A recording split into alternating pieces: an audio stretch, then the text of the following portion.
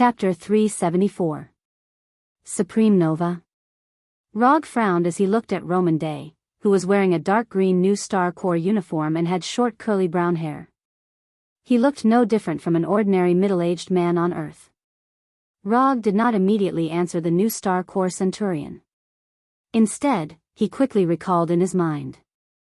In the past few days, other than spending like a nouveau riche in New Star City, they did not do anything that violated the laws of Xander.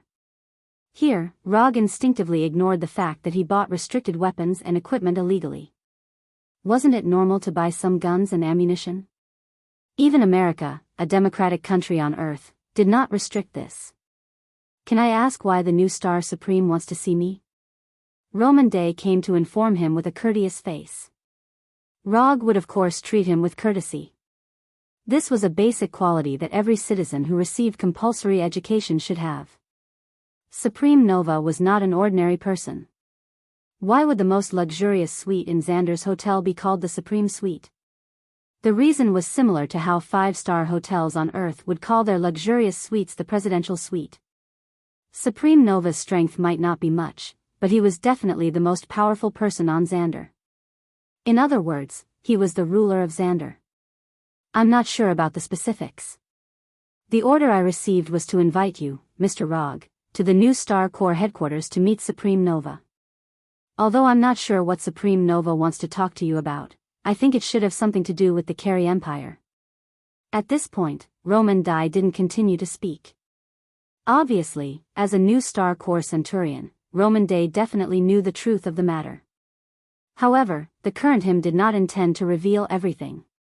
The position of a New Star Corps Centurion did not sound like much, but it was already the highest level of existence in the New Star Corps. It was the elite warrior second to none in the New Star Corps and had the authority to mobilize and command the New Star Corps. In terms of military ranks on Earth, a New Star Corps Centurion was roughly equivalent to a general in Earth's army. Moreover, it was a general who had the authority to command. Since you're so enthusiastic, if I don't go, it'll be hard to explain. Let's go, I also want to see the New Star Corps headquarters. With that, Rog raised his left hand, indicating for Roman to lead the way. When Roman Day and the other 4 New Star Legion warriors turned around, Rog turned to Natasha and the others and said, "If you have anything else you want to buy it as soon as possible. We might have to leave Xander." Roman Day, who was walking at the front, clearly heard Rog's words, but he didn't say anything and walked straight to the elevator. Although Roman Dai didn't reveal too much, Rog could roughly guess what would happen next. If nothing unexpected happened, the New Star Supreme was going to entrust him with a task. And the contents of the commission were very likely related to Luo Nan, the accuser. This was why he reminded Natasha and the others to make preparations to return to Earth. The 4th rule of commission was that before the current commission was completed, the next commission could not be accepted. Under Roman Dai's lead, Rog boarded a small aircraft parked on the top floor of the hotel and flew directly to the core area of New Star City, the New Star Corps headquarters. The New Star Corps headquarters wasn't located in the central area of New Star City, but in the restricted flying zone near the port. Other than the New Star Corps' aircraft, any aircraft that entered the airspace would be subjected to intensive anti-aircraft fire from the ground. Compared to the buildings in the city, which were mainly light white and had a curvaceous shape, the New Star Corps headquarters building had a more sturdy appearance. The light gray color made the entire building look like it was made of steel. If it wasn't for the huge octagonal star symbol of the New Star Corps hanging on the exterior of the building, it would be very difficult for tourists from other planets to connect this building with the New Star Corps headquarters. With Centurion Roman Dai leading the way, Rog entered the New Star Corps headquarters building without any obstructions. In a meeting room that wasn't very spacious, he saw the legendary New Star Supreme. Like Centurion Roman Dai, New Star Supreme had an extremely similar appearance to a human from Earth. Even New Star Supreme's hairstyle was extremely similar to the retro hairstyle that was popular in America in the 60s and 70s. If one didn't look at the New Star Corps uniform that New Star Supreme was wearing, she would look no different from a woman from Earth in her 60s or 70s. That's right, this New Star Supremacy was a woman. And on her body, Rog didn't sense any energy other than life energy. Clearly, this new Star Supreme wasn't a warrior. Rog even suspected that she didn't even know the most basic combat techniques. But at the level of new Star Supreme, there wasn't much need for combat strength. You're the Rog who defeated Ronan the Accuser twice. The moment Rog entered the meeting room, new Star Supreme opened her mouth and asked. Yes, I'm that Rog. You look more refined than I imagined. I can't see the tough attitude that ordinary warriors have on you. This extremely benevolent-looking Nova Supremacy sized up Log and continued. Because I'm not an ordinary warrior. I'm the more powerful kind. Although he was facing the highest commander of Xander and the new Star Corps, Rog didn't show any fear or panic. Instead, he was incomparably relaxed and casual. Rog didn't doubt the combat strength of the new Star Corps. To a certain extent, he actually quite admired the new Star Corps. A corps that could go head-to-head with the Carey Empire, one of the three great empires of the universe, and even fight to a standstill couldn't be weak. Otherwise, a country like Xander that pursued civility too much would have been destroyed by the Carey Empire long ago. Rog didn't have any objections to Xander's efforts to improve the civility of their citizens. But in his opinion, Xander's approach could easily cultivate the citizens of Xander into docile cowards without any blood. In contrast, he preferred the harsh education style of the Carey Empire that leaned toward Sparta. You're indeed the more powerful kind. Otherwise, you wouldn't have been able to defeat Ronan the Accuser twice and fight a lunatic like Thanos to a draw. Obviously, the new Star Corps' intelligence on Rog came from Saga. This couldn't be blamed on the new Star Corps. After all, he had just emerged in the universe. If they wanted to investigate him, they could only start from Saga. Let's stop with the pleasantries.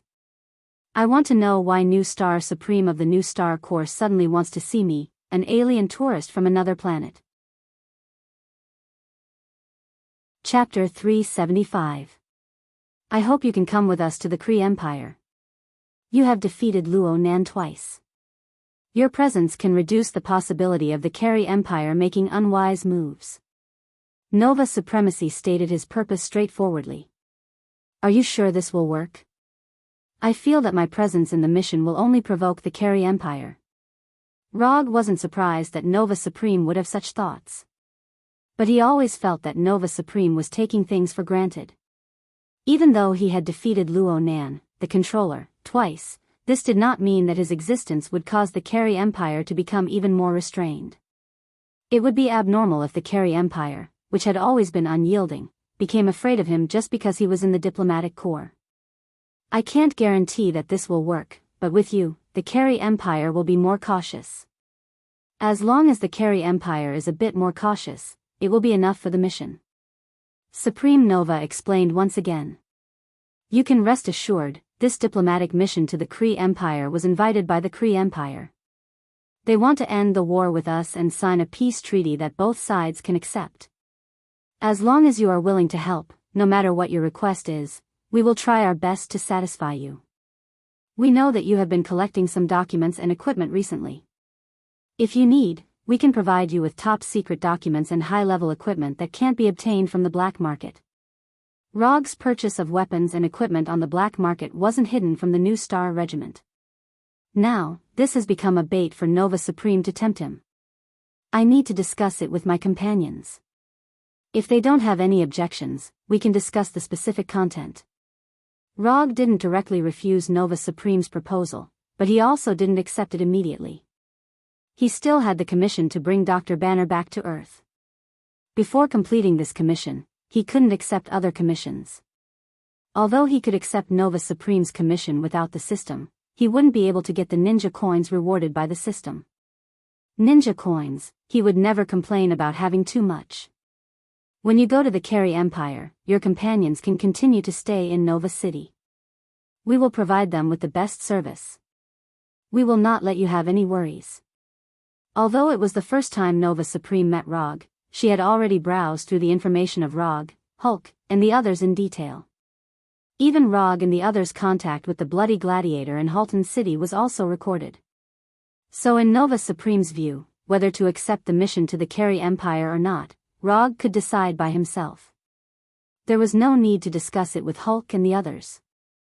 However, she never thought that Rog wasn't worried about the safety of Hulk and the others, but whether he could get ninja coins. Thank you for your kindness, but I still need to discuss it with them. Tomorrow, I will give you a final answer. Roger didn't want to continue talking about this matter with Supreme Nova, so he ended the conversation. Resplendent Starry Sky Hotel, Supreme Suite. That's the general situation, so I'd like to ask for your opinions. If I accept the commission, I must send you, or Hulk, back to Earth. Don't ask me why, it's OCD. Of course, if you don't want to go back to Earth for the time being, it doesn't matter, I can directly reject this commission. Rog, who was sitting on the sofa in the living room, said to Hulk with a serious face. Whether Natasha and Scott stay or not, it doesn't affect him accepting the commission. The key is Hulk. If Hulk doesn't want to return to Earth now, Rog won't force him to go back. The commission is a commission, Hulk is a friend, he can't force a friend.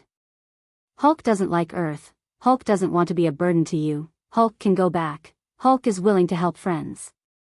Hulk said in a low voice. At the same time, he raised his huge right hand and gently patted Rog's shoulder. Although Hulk doesn't know why he is the key to whether Rog accepts the commission or not, as he said, he doesn't want to be a burden to Rog, he is willing to help Rog. Thanks, big guy. Rog patted Hulk's right hand that hasn't had time to retract and said with a smile. Since Hulk is going back, then let's go back, we left Earth to bring Hulk back. After Hulk made his decision, Natasha immediately gave a reply. However, when Natasha answered Rog, Scott's face showed an extremely reluctant look. The luxurious life of a nouveau riche has only started for a few days, so it's inevitable that Scott, who has always been poor in economic conditions, will feel a little reluctant. Then when are we going back? Can your portal magic take us directly back to Earth? Natasha looked at Rog and continued to ask. Now or tomorrow, it's up to you. I will take you back with the portal, but not directly to Earth, but to a transit station first, and then to bring you back to Earth from the transit station. Before returning to the hotel, Rog had already planned a specific return route, a relatively convenient return route. Although this will slightly expose some of his little secrets, it doesn't matter. Because Hulk and Scott both wanted an unforgettable return night, the time to return to Earth was finally set at noon tomorrow. At noon the next day, the naked Natasha woke up Rog, who was sleeping next to her, and then dressed up in front of the sleepy Rog. When Natasha was thoroughly dressed, Rog got up from the bed with a yawn and walked tiredly to the bathroom. Rog doesn't know whether Hulk and Stick's return night was memorable or not, he only knows that he was very tired this night. After everyone gathered and ate an expensive lunch with the characteristics of Xander, Rog opened the portal to Tatooine in the living room of the suite. Without needing Rog's instructions, Natasha and others, who were already prepared, walked into the portal and came to the planet belonging to Rog. Where is this? Looking at the barren land around her, Natasha asked doubtfully. This is my planet, and it's the reward for one of my commissions. Rog briefly explained, then began to identify the direction. Quantum transmission.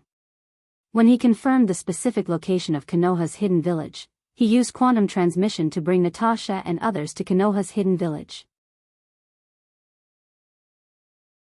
Chapter 376.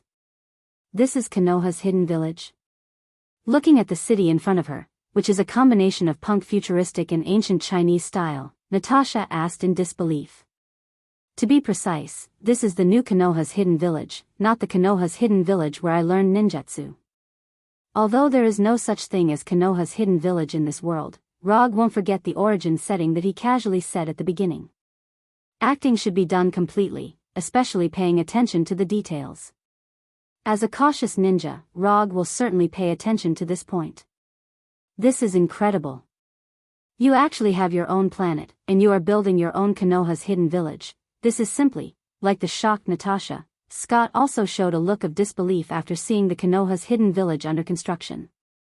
Although they have been to several alien planets, the scene in front of them is still beyond their scope of understanding. An Earthling has an alien planet suitable for human survival, and has built his own city on it. This is a major milestone that can change the history of mankind, just like the discovery of the American continent by Columbus. No, what Rog did is much crazier than Columbus.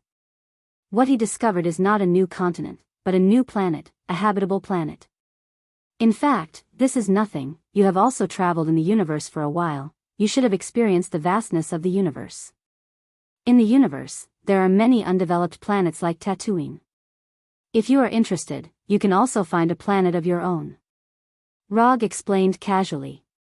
He brought Natasha and others to Konoha's hidden village not to show off that he has a planet. The reason why he came here is purely to return to Earth from here. Under the guidance of an intelligent robot, Rog and others came to the transmission base in Konoha's hidden village.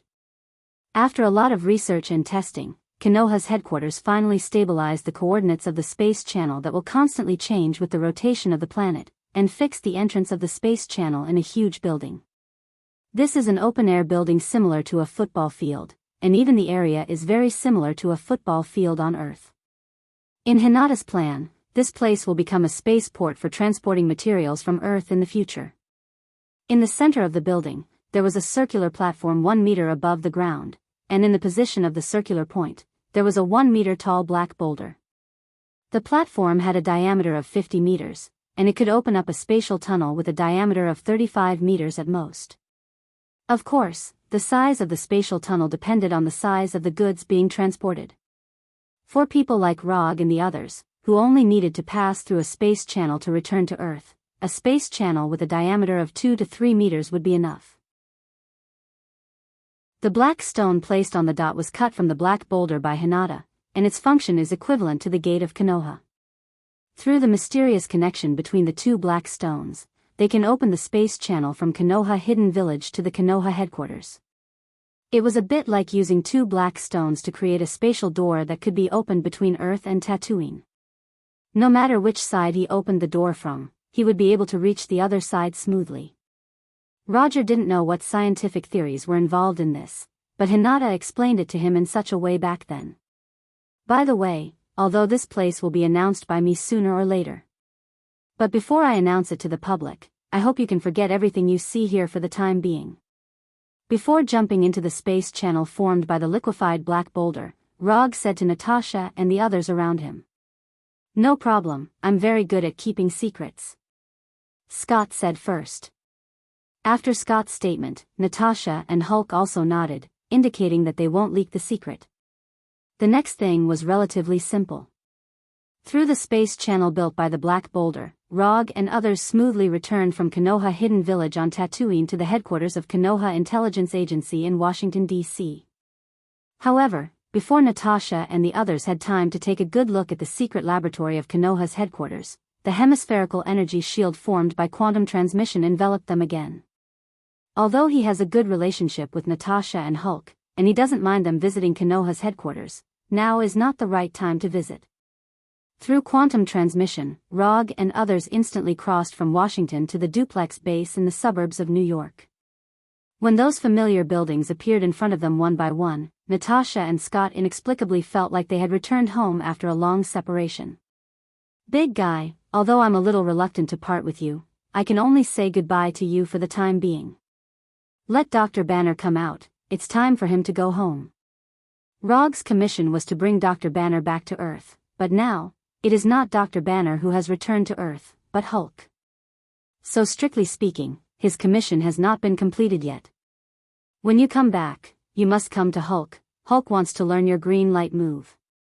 Before returning control of the body to Banner, Hulk said to Rog very seriously. The green light move mentioned by Hulk is actually the visual effect after opening the third gate of life in the Hashimantanku. When Roger bullied Ronan, the accuser, in the arena, he opened the third gate of life. Therefore, Hulk had firmly memorized it. "No problem, after I come back, I will teach you the Hashimantanku. At that time, no one will be able to stop you if you release the green light first." After that, Rog raised his right hand and bumped fists with Hulk, reaching an agreement with Hulk. Under the gaze of Rog and others, Hulk returned control of the body to Banner, and his huge body began to shrink rapidly. It didn't take long for Dr. Banner to appear in front of them in ill-fitting elastic shorts. I'm back. Is this the duplex headquarters? Although Hulk returned control of the body to Banner, he didn't seem to have left any memories for Banner, causing Dr. Banner, who reappeared, to look confused and puzzled. Not long after Dr. Banner appeared, Tony, Rogers, and the others from the American team rushed over. Rog didn't stay at the duplex headquarters for too long. He briefly told Tawny about the process of rescuing Hulk, and then returned to Konoha's headquarters. Not long after he returned to the office at Konoha's headquarters, he received a text message from the bank. Amount credited, $1. This $1 is the reward Tawny paid for this commission. Although the reward is unprecedentedly low, the system still passed this commission with only a reward of $1. Moreover, this reward of $1 was requested by Rog. I'm not going to rescue Dr. Banner, I'm going to rescue my friend, Hulk. Chapter 377. Xander, New Star City, Supreme Suite of the Bright Starry Sky Hotel. Is this Xander? It's so cool. Can I go out and have a look? I promise I won't let anyone else find me. Wearing a light blue sportswear, Quicksilver Pietro was running at top speed, his voice constantly coming from various rooms. I'll take you out later, after we've met the guests. Rog was sitting on the sofa in the living room, rubbing his temples with a headache. According to his plan, only he and Xiao He would return to New Star City. But plans can't keep up with changes, especially when the people who entangled him were Daisy and Pietro, two energetic young people. After knowing that Rog was about to leave the headquarters again and go to an alien planet in the universe, Daisy and Pietro didn't want to leave. This made Rog regret why he returned to the office. He just planned to go back to the office to see what happened in Konoha's headquarters during this period, but he had just returned to the office when Daisy and Pietro rushed in. Then, there was a simple and complicated negotiation process. The final result of the negotiation was that he took Daisy and Pietro, two energetic and curious guys, to Xander. That's what you said. Anyway, during this time, I'll go wherever you go. Don't even think about getting rid of me. After running back and forth in the suite several times, Pietro finally stopped and sat on the sofa opposite Rog. If the employer doesn't mind, I can let you follow me. But if the employer doesn't agree, you can play in this city for a while. After I complete the commission, I'll take you back to Earth. Because it involves the peace agreement between the two countries, Rog wasn't sure whether Xander Supreme would agree to let him take Daisy and Pietro with him. It's not a big problem to add one more person to the mission. Xiao He can transform into a weapon form, so it's not a big problem to bring him there. The key to the problem is whether Xander Supreme is willing to have two other Earthlings in the mission, especially Daisy. Although Daisy's appearance doesn't seem to have any problems, she is, after all, a descendant of the experimental products abandoned by the Kree tens of thousands of years ago. Bringing Daisy to the Carey Empire, no one could guarantee what would happen. After waiting for more than 10 minutes, the Centurion of the New Star Legion, Roman Day, once again came to the hotel, and then looked at Daisy and Pietro beside Rog with a puzzled expression. Where did these two people come from? What about Hulk, Natasha, and the others? Good afternoon, Mr. Rog. May I ask where your previous companion went? Roman Dai put away the doubt on his face and asked seriously. They have returned to our home planet. As for these two, they are also my companions. This is Pietro, and this is Daisy. Roger briefly explained the situation and introduced Pietro and Daisy to them. I see. If Mr. Rog has nothing else to do, why don't we go and meet Jizun now? No problem, thank you for your hard work. Under the lead of Roman Dai, Rog and the other two once again came to the reception room he came to last night and saw Jizun, who didn't change his appearance at all. When he saw Pietro and Daisy, a trace of doubt appeared on Jizun's face.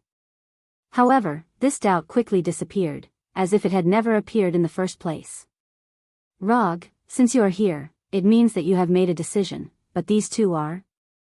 Rog once again introduced Daisy and Pietro, and emphasized Daisy's identity. When he first came to New Star City, he had already told Daisy about the origin of the Kree race, so Daisy is also very clear about the accident that may happen if she goes to the Carey Empire. This is one of the reasons why Daisy has been so quiet all this time. So that's how it is. Miss Daisy's race is indeed special, but since she is your companion, Rog, I believe you can protect her safety. After looking at Daisy carefully several times, Jizun said with a smile. On the surface, Jizun didn't seem to mind Pietro and Daisy joining the diplomatic mission at all. But for some reason, Rog felt that there was something wrong with Jizun's smile. Is this the political scheming of a superior? The peace agreement this time may not be as simple as it seems. Signing a peace agreement with the Carey Empire has become the common goal of most citizens of Xander. Although the years of war did not completely drag Xander into the quagmire of war, it still had a considerable impact on the lives of Xander's citizens. If it weren't for the many resources from the subsidiary planets, Xander would not have been able to maintain its current rich standard of living. In addition to the impact on their lives, Xander's excessive pursuit of citizen literacy was also a main reason for the citizens' opposition to the war. Since you have already trained your citizens to be polite, you can't ask those who don't even know how to swear to kill on the battlefield. Of course, civilized people did not like violence and war, so signing a peace agreement to stop the war became the common choice of these civilized people. With the new star's permission, Pietro and Daisy, the 2 extra members, were added to the list of envoys. At this point, the 4 people, including Rog, were all granted the status of military officers of the diplomatic mission. Except for the chief military officer of the diplomatic mission, the other military officers did not need to participate in the signing of the peace agreement. They were purely the security forces of the diplomatic mission. The chief military officer of the diplomatic mission was the Centurion Roman Day of the New Star Corps. Rog was a first-class military officer of the diplomatic mission. As for Blackie and Daisy, they were third-class military officers. Whether he was the chief military officer of the diplomatic mission or not, it didn't matter to Rog at all. He only cared about this commission, whether he could pass the system's judgment and get the corresponding reward. When signing the commission agreement, Jizun originally intended to let Centurion Roman Day sign it for him. But under Rog's insistence, Jizun finally wrote his name on the commission scroll. Commission content: protect the safety of the members of the diplomatic mission during the period of the Xander diplomatic mission to the Carey Empire. Commission status: incomplete. Commission reward: 200 ninja coins. As Rog expected, the commission passed the system's judgment smoothly. However, the content description given by the system's commission page and the content written by Jizun on the commission scroll were a little different. The commission given by Jizun was to protect the safety of the members of the diplomatic mission during the period of the Xander diplomatic mission to the Carey Empire. And the commission content given by the system added the period of the signing of the peace agreement. The diplomatic mission to the Carey Empire was to sign the peace agreement, so at first glance, it was normal for the content of the system and the scroll not to be completely consistent, but Rog, who has been dealing with the system for so long, didn't think so. The system will never give any superfluous content description. Under normal circumstances, the content of the commission scroll is the content of the system's commission page. So the system's self-added period of the signing of the peace agreement made his imagination boil involuntarily. This commission is a bit interesting. Chapter 378. The commission reward of 200 ninja coins shows that completing the commission is a little difficult, but the difficulty is not very high. Rog opened the system to check the unspent ninja coins he now has. Before accepting the commission to rescue Banner, his unspent ninja coins was 230. In the process of executing the commission, he spent 100 ninja coins to exchange for Hashiman Tanku and 20 ninja coins to exchange for a branch of the divine tree that is of no use to him, but can impress the collector. So even if he completed the commission to rescue Banner, his unspent ninja coins didn't increase too much. Unspent ninja coins, 410. Taking a look at his unspent ninja coins, Rog closed the system page and left the headquarters building of the new Star Corps with Daisy and Pietro. There is still a week before the mission leaves for the Carey Empire's mother planet, Hala. Although Rog and others are military officers of the mission, they don't need to participate in the specific affairs of the mission. Therefore, this week was their leisure time. When Rog and others left the headquarters building, Centurion Roman Day handed them 4 military-grade communicators that are only used inside the New Star Corps and 4 universal language translators made by the New Star Corps. Until now, Rog is still using the universal language translators he got from the Carey battleship. They are about to represent the New Star Corps to the Carey Empire. Of course, it is not suitable for them to continue to use the translators of the Carey Empire. When Roman Day handed over the communicators and translators, Rog was a little stunned. He didn't expect that the seemingly careless Centurion Roman Day would have such a delicate side. This is a bit beyond his evaluation of Roman Day. Thank you. After receiving the communicators and translators from Roman Day, Rog thanked him and then took Daisy and Pietro directly to the downtown business district. Rog, who has been a nouveau riche in New Star City for a while, has little interest in shopping and enjoying alien food. However, Daisy and Pietro, who have never left the Earth, showed great interest in this.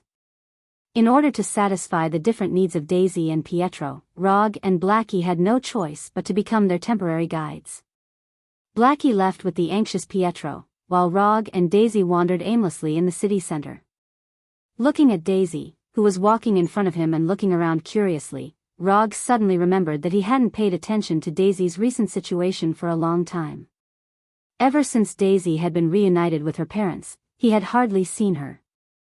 Although they both live in Konoha's headquarters, it's basically either he's not in the headquarters, or Daisy is not in the headquarters. In retrospect, the last time he was alone with Daisy was when Konoha's intelligence agency was just established. At that time, without a commission, he was trying his best to raise Daisy into a qualified warrior.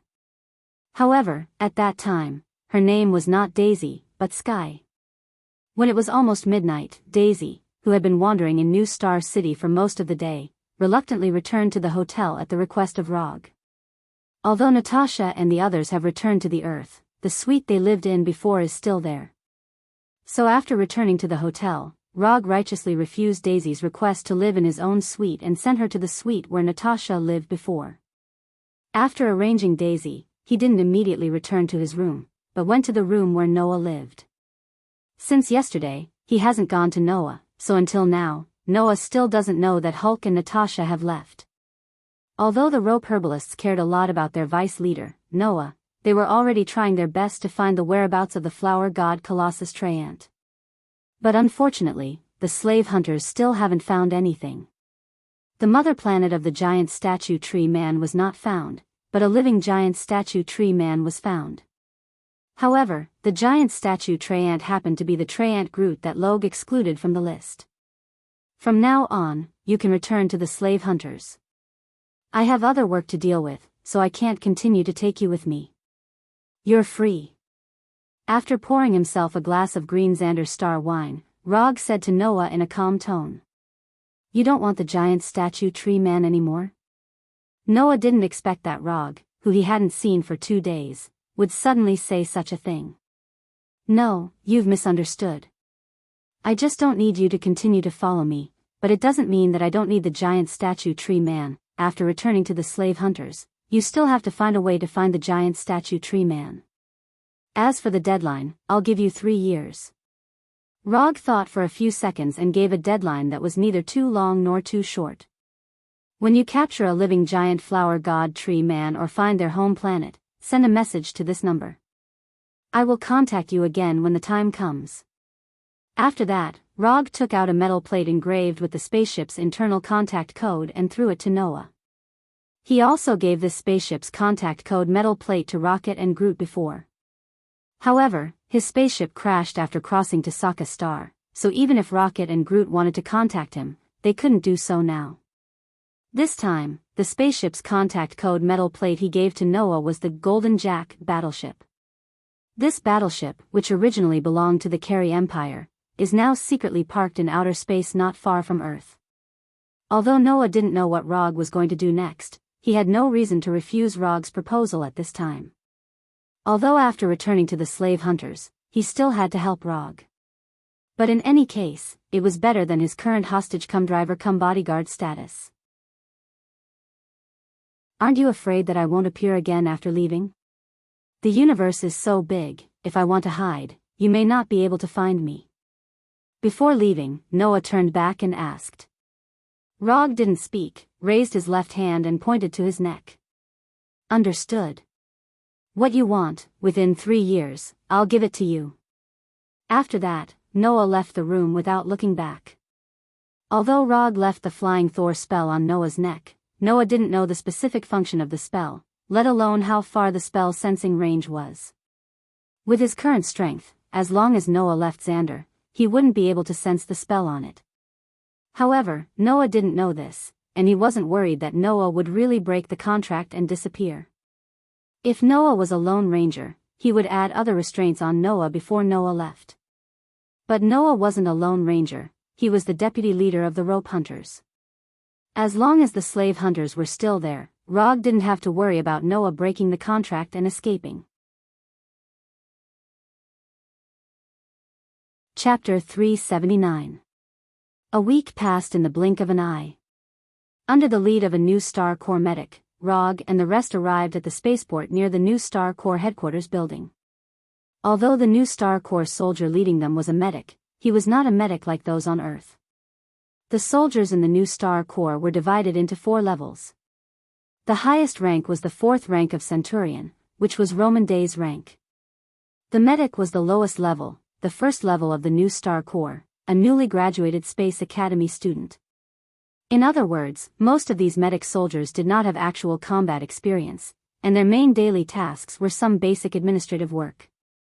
Only when these medic soldiers successfully upgraded to the 2nd level Millennian or the 3rd level Denarian could they truly enter the battlefield and fight for the new Star Corps and Xander. In a few hours, the new Star Corps diplomatic group would officially depart to the Carey Empire. Therefore, before they depart, Rog and the rest needed to change into the uniform and equipment of the new Star Corps and obtain their temporary authorization card. From a personal aesthetic point of view, Rog did not like the uniform of the new Star Corps. However, in order to complete the mission, he could only wear the dark green uniform. Rog, Daisy, and Pietro's process of changing was quite smooth, they only needed to report their figures. However, Blackie, who was in his human form, was facing unprecedented difficulties. Symbiotes never wore clothes.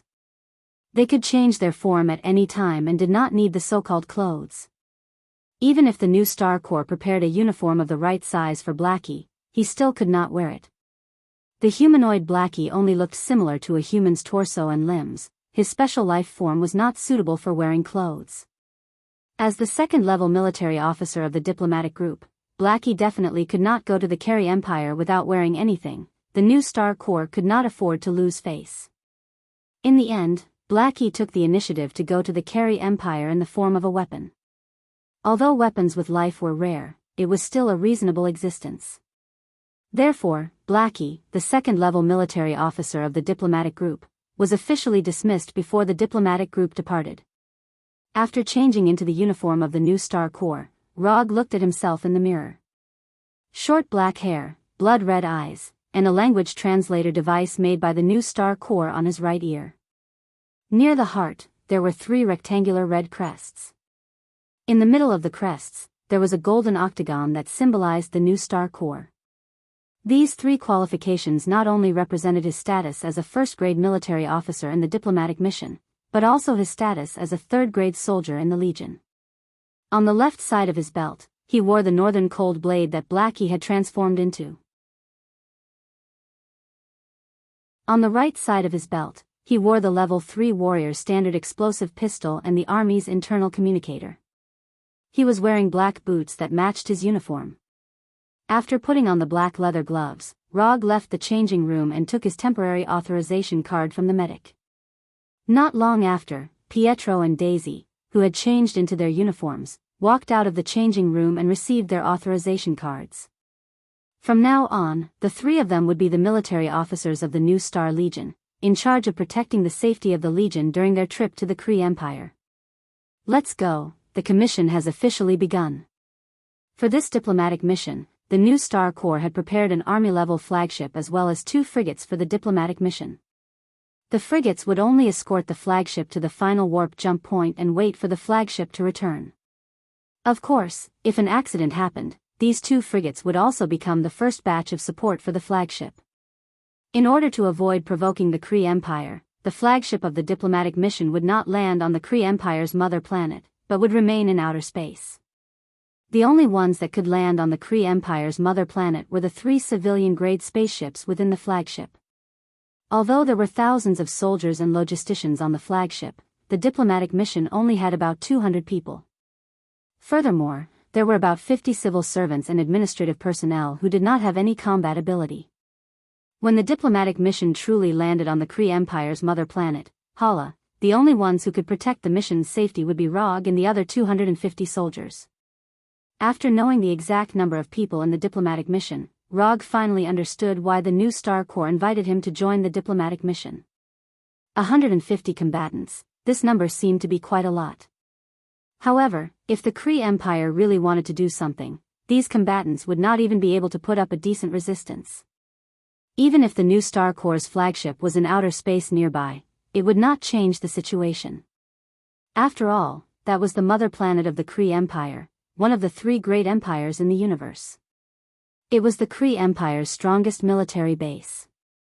I hope it will go smoothly and easily complete the mission, otherwise. Rog was quite confident in his own strength, but he still did not dare to underestimate the military strength of the Kree Empire's mother planet. After boarding the flagship, Rog and the other 2 did not pay a visit to the ambassadors of the diplomatic mission. Instead, they went directly to their quarters. They were only members of the diplomatic mission in name. Although they had the status of military officers, they were not part of the new Star Corps. Therefore, things like paying a visit to their superiors had nothing to do with them. As long as nothing unexpected happened, they would be invisible in the diplomatic mission. When everything was ready, the flagship carrying the diplomatic mission lifted off according to the scheduled time.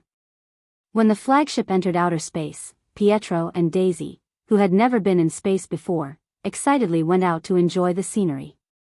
As for Rog, he directly laid on the bed in his quarters and closed his eyes to rest. There was still quite a bit of time between the departure of the flagship and the landing of Hala. During this time, Rog only wanted to enjoy this last bit of leisure time.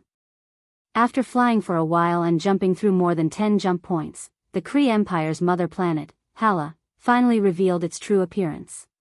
After a long docking, the Kree Empire approved the request for the flagship to stop in outer space and the diplomatic mission spacecraft to land. The landing process was very smooth, there was not even a slight bump.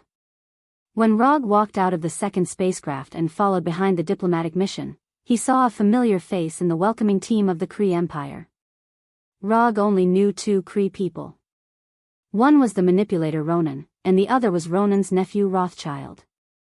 Luo Nan was injured by his 8 inner hidden gates more than half a month ago, so the one who appeared in his line of sight now wasn't the Luo Nan he was more familiar with, but Luo Nan's overbearing nephew, Rothschild. How could it be him? Is there no one else in the Kree Empire? To let a playboy become a member of the welcoming team, and a rather important one at that. This arrangement of the Kree Empire made Rog a bit confused. Chapter 380. Rog didn't know if it was his own misperception, but he felt that the peace agreement between Xander and the Carey Empire this time was not normal from the inside out. The Nova Supreme gave him the same feeling, and the Carey Empire gave him the same feeling.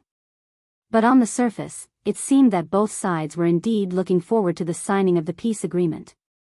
The ambassador of the diplomatic mission was talking enthusiastically with the representative of the Carey Empire, as if they were old friends reuniting after not seeing each other for a long time. Rog didn't care too much about the conversation between the ambassador and the representative of the Carey Empire. His gaze was on Rothschild, who was standing next to the representative of the Carey Empire. Although only half a month had passed, the current Rothschild showed a completely different attitude compared to when he was on soccer. If he hadn't dealt with Rothschild before, Rog would have thought that Rothschild was a rising political star of the Carey Empire just by looking at his current appearance. Although Rog was standing behind the diplomatic mission in a low-key manner, trying to reduce his presence as much as possible. But sometimes, the development of things was completely opposite to one's plan. I didn't expect that after parting on soccer, Mr. Rog would actually join the new Star Corps and accompany the diplomatic mission to the Carey Empire. Last time, I left in a hurry and didn't have time to say goodbye to Mr. Rog. I hope Mr. Rog won't blame me. Rog didn't take the initiative to look for Rothschild, but Rothschild took the initiative to look for him and said in a respectful tone, "What the hell does this guy want?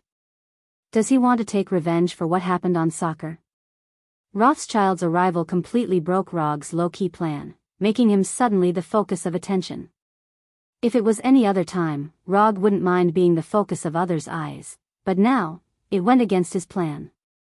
Before Rog could say anything, whispers could be heard all around him. So he's the fourth Hokage Rog who defeated Ronin the Accuser. When did he join the new Star Corps? Why didn't we receive any relevant information? The fourth Hokage who defeated Ronin the Accuser is one of us. He's actually a first-class military officer of the diplomatic mission. I don't remember his name being on the diplomatic missions list. It wasn't only the Carey Empire that was puzzled by Rog's appearance here. Even most of the people in the diplomatic corps were puzzled. Although Log's name was included in the list of members of the diplomatic mission that the new Star Legion submitted to the Kree Empire, it was only the name and identity of a first-grade military officer. Although Rog's name wasn't particularly common, there were still many people with the same name as him, so the Carey Empire wasn't able to discover that he was the fourth Hokage who defeated Luo Nan. The reason for this was because he didn't want to embarrass the Carey Empire on the surface. Similarly, because it was a secret mission, not many people in the diplomatic mission knew about Rog's identity. Aside from the chief military officer of the diplomatic corps, Centurion Roman Day, only a few people in the diplomatic corps knew. Of course I won't blame you. After all, I wasn't able to visit Sir Ronan in time. I hope Sir Ronan won't blame me. Although he didn't know what Rothschild was planning, since Rothschild took the initiative to come knocking on his door, it wouldn't be right if he didn't return the favor. Rog's tone was full of apology. If it was someone who didn't know the details, they would have mistakenly thought that there was some deep relationship between him and Ronan. However, everyone present knew that the person who caused Luo Nan to suffer such heavy injuries was none other than the apologetic Log. After hearing Rog's words, the ambassador of the diplomatic corps couldn't help but reveal an indescribable expression. This Rog had the potential to become a politician. As a politician, the most important ability wasn't political ability, but thick skin. Thick skin allowed one to make promises and guarantees that one didn't even believe in without batting an eyelid. Thick skin allowed one to not care about temporary gains and losses. One could advance and retreat with a sense of propriety, slick when dealing with opponents with different political views. Thick skin allowed one to play the role of a politician that the people desired, gaining the brainless support of the people. Uncle is in the city right now. If Mr. Rog is willing to take the time to meet him, I'm sure Uncle will be looking forward to your arrival. Rothschild obviously understood the subtext of Rog's words, but he didn't take it to heart. His tone was just as respectful as before. If I have the time, I will definitely pay him a visit. On the morning of the second day, when the diplomatic mission and the Carey Empire's representatives were about to start the negotiations on the details of the peace treaty, Rothschild personally brought people to the diplomatic mission's residence and invited Log to the residence of the accuser, Ronan. Although this invitation wasn't part of Rog's plan, he was still curious as to what Rothschild and Ronan were planning. After instructing Daisy and Pietro not to leave the diplomatic corps' residence, he brought the Northern Cool Blade and boarded Rothschild's luxurious flying vehicle, heading towards the residence of the accuser Ronan. Mr. Rog, would you like some Azure Stardust? This is one of the top products in the Empire. Only 50 bottles are produced in a year. If we use new star coins to measure, then each bottle of Azure Stardust costs more than 100 million new star coins. Moreover, it's priceless. Sitting across from Rog, Rothschild took out a bottle that emitted a faint blue glow from a small fridge and asked Rog. Since you've said so, then I'll have some. Rog wasn't worried that there would be any problems with this bottle of Azure Stardust. Rothschild and Ronan weren't idiots. They wouldn't do anything to this place. Although Uncle has lost to you twice, he doesn't hate you. Instead, he calls you a rare opponent. Rothschild handed the wine glass to Rog as he spoke. His face didn't show any signs of hypocrisy. Just listen to these words. We've all dealt with each other before. There's no need for pleasantries. Receiving the wine glass from Rothschild, Rog took a sip. Although he wasn't a professional wine taster, the moment the azure star entered his mouth, Rog felt a magical sensation that he had never experienced before. It was slightly spicy when it entered his mouth, but this spiciness quickly disappeared. What followed was a strange feeling of all sorts of tastes being activated at the same time. When all sorts of sour, sweet, bitter, spicy, and salty flavors gushed out at the same time, Rog's mind inexplicably imagined stars exploding. Azure stardust filled the sky, forming a seemingly random scene that contained some sort of mysterious law. Was this thing really wine? Chapter 381. Rog had not been to many extraterrestrial planets. Even if he included Asgard and nothingness, he had only visited 5 or 6 extraterrestrial countries. However, he had drunk quite a lot of alien wine. Whether it was in Asgard, the barrels made from the wreckage of Brunhilde's fleet, the precious spirits that have been stored for thousands of years. Or on nothingness, the strange spirits that are not even known where they are produced. He has drunk a lot of them. However, this wine called Azure Stardust is the first wine that inexplicably made him think of a scene.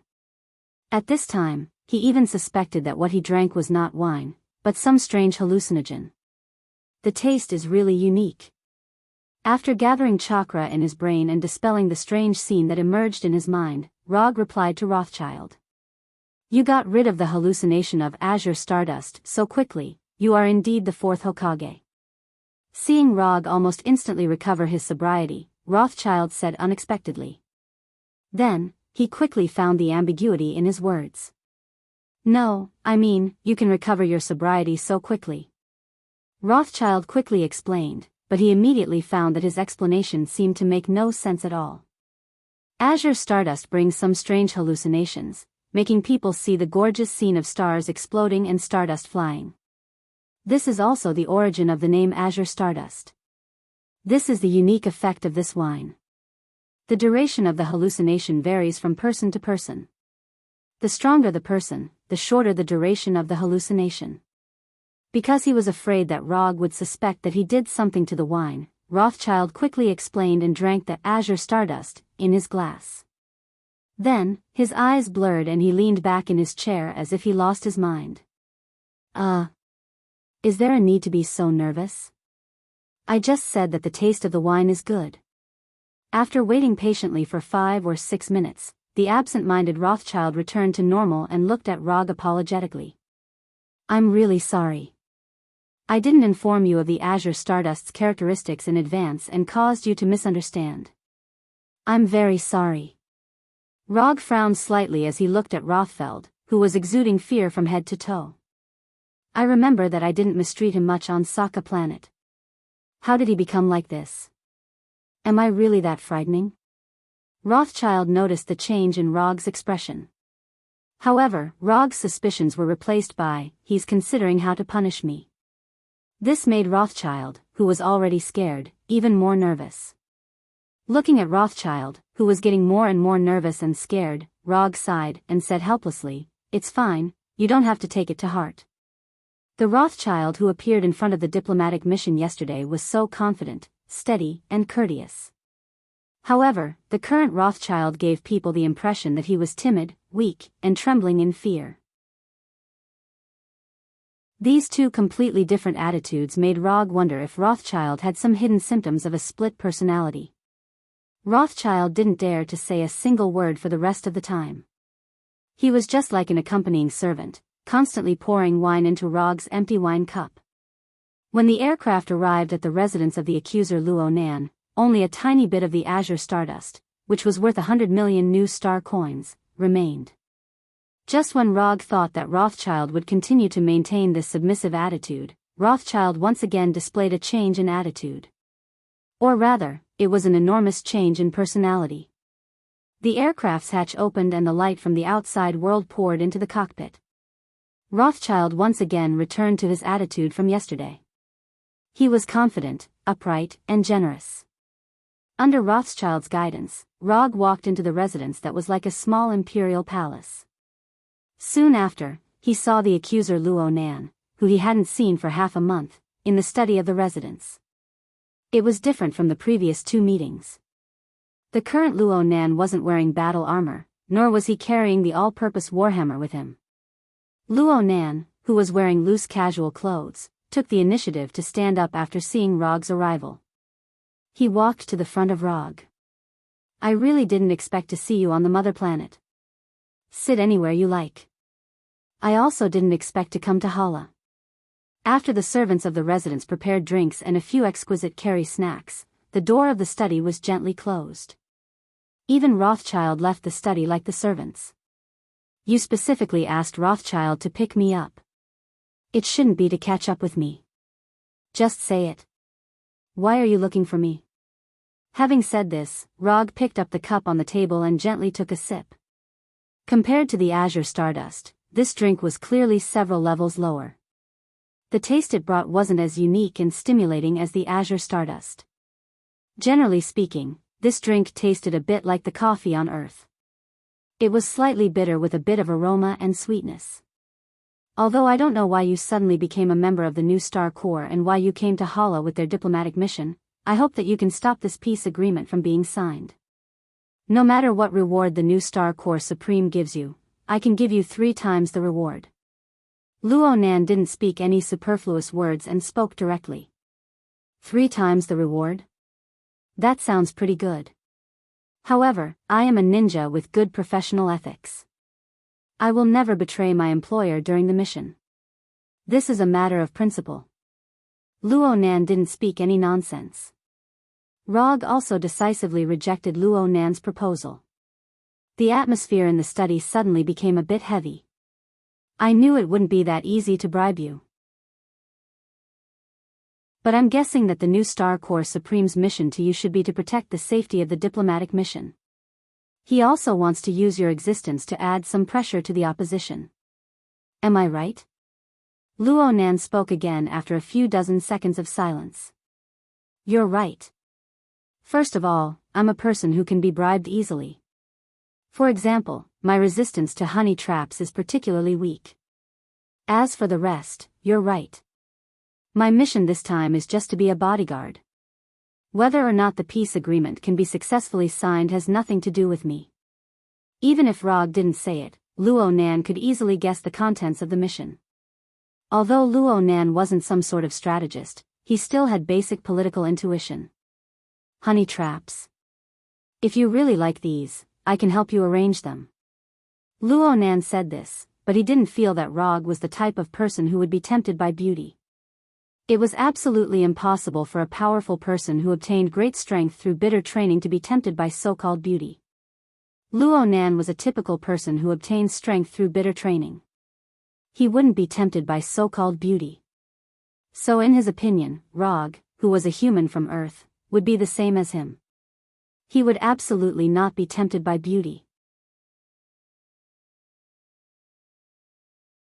Chapter 382. It had to be said that Luo Nan was taking things for granted. For him, women would hinder him from becoming strong. But for Rog, this was not necessarily the case. Sometimes, women could become the main reason why men become strong. Roger remembered that there was such a classic line in a movie he had watched before. "All men who achieve great things do it for women. Men who give up on love do not do anything well."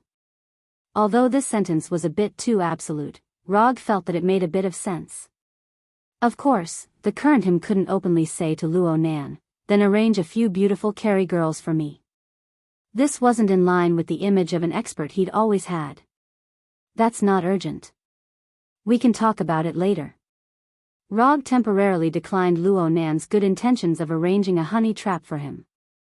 "Since you've already told me the contents of the mission, then I might as well tell you a secret." Luo Nan looked at Rog with a serious expression and then said slowly, "This time, the peace agreement will absolutely not be signed." "Really? You're that sure?" From yesterday's welcoming party, the Carey Empire did not support the peace agreement 100%, but at least they did enough to maintain their image. And according to Rog's knowledge, Luo Nan, who controlled the accusation group, was not on the Carey Empire's list of negotiators. Luo Nan was indeed very strong. He was one of the most powerful existences in the Carey Empire, and he was also the supreme accuser appointed by the Supreme Wisdom. But Luo Nan only had the accusation group and his direct subordinates in his hands. So in terms of the size of the troops, Luo Nan could not mobilize that many troops. Because while they are discussing the details of the peace agreement, I will personally lead the troops to attack Xander. Although Luo Nan and Luo Ge couldn't be considered friends at all, Luo Nan still spoke of his plan without holding anything back. As long as I lead the troops to attack, the peace agreement will absolutely not be signed. No matter how much the Carey Empire and Xander want to stop the war, they will absolutely not be able to stop the war. Looking at Luo Nan in front of him, Rog experienced for the first time the tyrannical and powerful image of Luo Nan, the accuser, in other people's minds. The current Luo Nan was like an ever-victorious general who had been on the battlefield for many years without a single defeat. He confidently stated the target of his next attack. Well, it's not that I doubt your strength, but in your current state, I don't think you have the strength to take down Xander. Having said this, Rog extended his right hand and pointed at Luo Nan's chest. Half a month ago, Luo Nan, who had just opened 5 gates, was heavily injured by a kick from Li Lianhua in the arena of Saga planet. Luo Nan was wearing a special battle armor. Although at the last moment, he had silently retracted some of his strength. However, Li Lianhua was still able to heavily injure Luo Nan in her 5-gate state, causing him to lose his ability to fight on the spot. Although Luo Nan didn't say anything and acted as if nothing had happened, Rog could tell that Luo Nan had yet to fully recover his strength. That doesn't affect my plan. Xander doesn't have a powerhouse like you. Even if I haven't fully recovered from my injuries, there aren't many people in the New Star Legion who can stop me. Luo Nan was still very confident in his own strength. And after fighting with the New Star Legion for so many years, he knew roughly what stage the New Star Legion's strength was at. As long as he was careful and didn't get besieged by many centurions at the same time, he wouldn't be afraid of anyone in the New Star Legion even in his injured state. I don't know what kind of strength the powerhouses in the New Star Legion have, but aren't you afraid that I'll accept Nova Supreme's request and personally go to the battlefield to deal with you? Rog continued to ask. At this point, he basically understood why Luo Nan wanted to see him. Luo Nan didn't want the Carey Empire to sign a peace agreement with Xander, so he planned to take drastic measures to directly destroy the foundation of the peace agreement. If Rog hadn't accepted Nova Supreme's request, Luo Nan might have already led the fleet to the nearby universe of Xander. However, after discovering that Rog's name had appeared in the list of members of the diplomatic mission, Luo Nan planned to postpone his plan for a little while. First, he wanted to ensure that Rog wouldn't side with Xander, then lead the fleet to attack Xander. So, there was the bribe of 3 times the reward just now. You won't accept Nova Supreme's request for a second time. Although I still don't know why you accepted that woman's request, there's one thing I'm sure of. You're not the kind of person who would work for others again and again. Since your mission this time is to protect the diplomatic mission during the peace agreement, then you'll only be a bodyguard once. We haven't met many times, and we haven't known each other for a long time, but I firmly believe that my view of you is correct. You'll only accept one request. Luo Nan said confidently, making Rog wonder if Luo Nan had secretly investigated him. Luo Nan was right, even if the Carey Empire and Xander really went to war, he wouldn't accept another request from Nova Supreme. Apart from those who had gained his approval, everyone else only had one chance to entrust him with them. For the sake of ninja coins, he can work for others. Ninja's job is to work hard. But he wouldn't work for others again and again for ninja coins, unless the client was someone he recognized. I've really underestimated you. I originally thought that someone like you wouldn't have such a meticulous mind. I didn't expect that a rough guy like you would be as thoughtful as those who play politics. Rog said with a smile. This time, Luo Nan did give him some unexpected surprises. Seeing that you're so sincere, I'll give you a definite answer. That's right, after this mission, I'll leave Xander, so you don't need to worry about meeting me on the battlefield. However, according to my rules, a request can only be considered officially ended after I receive the reward. I don't want to know why you're fighting, and I don't care about the war between you. But if you kill my employer before I receive the reward, then I'll pay you back. Then, if I don't receive the reward, I'll definitely kill you." Luo Nan confessed his plan, and Rog certainly didn't mind giving him a warm reminder. He didn't care whether he could receive the reward from Nova Supreme or not. But if Luo Nan's attack caused him to not receive the 200 ninja coins reward from the system, then even if Thanos was protecting Luo Nan, he would definitely kill him. "If you dare to block my path to wealth, then I dare to destroy your path to life." Chapter 383. In the small living room of the Diplomatic Corps Hall. "We'll probably be able to leave in a few days. If you want to sneak out for a stroll, I can take you out." Rog sat on the sofa in the living room and spoke to Pietro and Daisy, who had nothing to do in front of him. After having a showdown with Luo Nan, he left Luo Nan's mansion and returned to the Diplomatic Corps Hall. Luo Nan didn't need to worry about encountering Rog during the attack on Xander. Rog also didn't need to worry about Luo Nan attacking the Diplomatic Corps during the signing of the peace agreement. Although they didn't reach any agreement on the surface, they both got the results they wanted, the results that satisfied them. As the host, Luo Nan gave Rog a limitless payment card from the first bank of the Carey Empire when he left the mansion. This limitless payment card was similar to the credit cards on Earth. It was a method of paying first and paying later. Luo Nan gave the card that belonged to him to Luo Gu. The meaning behind this was basically the same as saying, "I'll pay for all of your expenses in the Kree Empire." Rog didn't refuse Luo Nan's kindness and happily accepted the card. "Can we really go out? With our current identities, it's not suitable for us to show our faces outside, right?" Although Pietro and Daisy had never been bodyguards, they were very clear about one thing. As military officers of Xander, it wasn't suitable for them to wander around the Carey Empire. Of course you can't wear your current clothes. But as long as you can disguise yourselves a little and pretend to be tourists wandering around the city, it won't be a problem. The Carey Empire's Hala and Xander were both famous planets in the universe. Although the Carey people were sometimes quite xenophobic and overbearing, there were still many extraterrestrial tourists on Hala. As long as Pietro and Daisy didn't wear the new Star Corps uniform, there wouldn't be too big of a problem. Moreover, it wasn't just Pietro and Daisy who wanted to see the scenery of the Kree Empire. Log was also quite interested. "But if we leave, what about the safety of the Diplomatic Corps? After all, we're still on a mission. It's not good to run out like this, right?" Although Daisy was a little moved, she was still a little worried. "Leave this to me." As soon as he finished speaking, Rog stood up from the sofa and used shadow clone technique in front of Pietro and Daisy. Bang bang. 2 clouds of white smoke appeared out of thin air and quickly dissipated. However, after the smoke dispersed, 2 shadow clones that looked exactly like Rog appeared in front of them. Without waiting for Pietro and Daisy to ask, the 2 shadow clones tacitly displayed ninjutsu. Bang bang. 2 more clouds of white smoke appeared. However, this time, when the smoke dissipated, the 2 shadow clones turned into Pietro and Daisy, who were wearing the uniform of the new Star Corps. "Hello, I'm Pietro." "Hello, I'm Daisy." Without needing Rog's order, the shadow doppelganger Pete and Daisy appeared in front of the real Pete and Daisy and spoke in the same tone as them.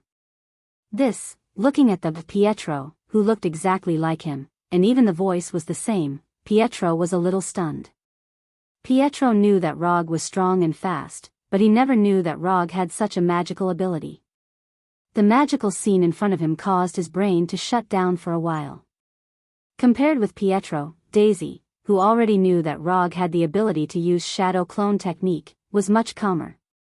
However, when she saw that the Daisy transformed by the shadow clone technique was no different from herself, especially when the figure data was the same, some complicated expressions appeared on her face. "You don't really have a hobby of cross-dressing, do you?" Daisy looked at Rog with a strange look in her eyes. Leaving behind a shadow clone for himself, Rog took Pietro and Daisy, who had changed and disguised themselves a little, and quietly left the diplomatic corps hall. Rog originally planned to take Blackie with him, but after considering Blackie's eye-catching appearance in human form, he decisively gave up the idea. On Xander, Blackie's humanoid form was already eye-catching enough. However, Xander was a relatively tolerant planet, so even if Blackie was a little different, it wouldn't be too big of a problem. However, on Hala, the mother planet of the Carey Empire, Blackie's unique appearance would without a doubt attract the attention of the guards. The Carey Empire was an empire where the people were generally racist. Here, as long as one was not a pure Carey with blue skin, one would more or less encounter some unfair treatment. The difference in skin color was enough to cause unfair treatment. If it was a difference in appearance, it would not be unfair treatment, but more direct discrimination and exclusion. In order to make this trip to the Carey Empire easier, Rog and the other two planned to disguise their skin color as blue, but they soon found a blind spot. Even if they disguised their skin color as blue, they did not know the Carey language and would expose their identity as soon as they spoke. In the end, they did not even think about disguising their appearance.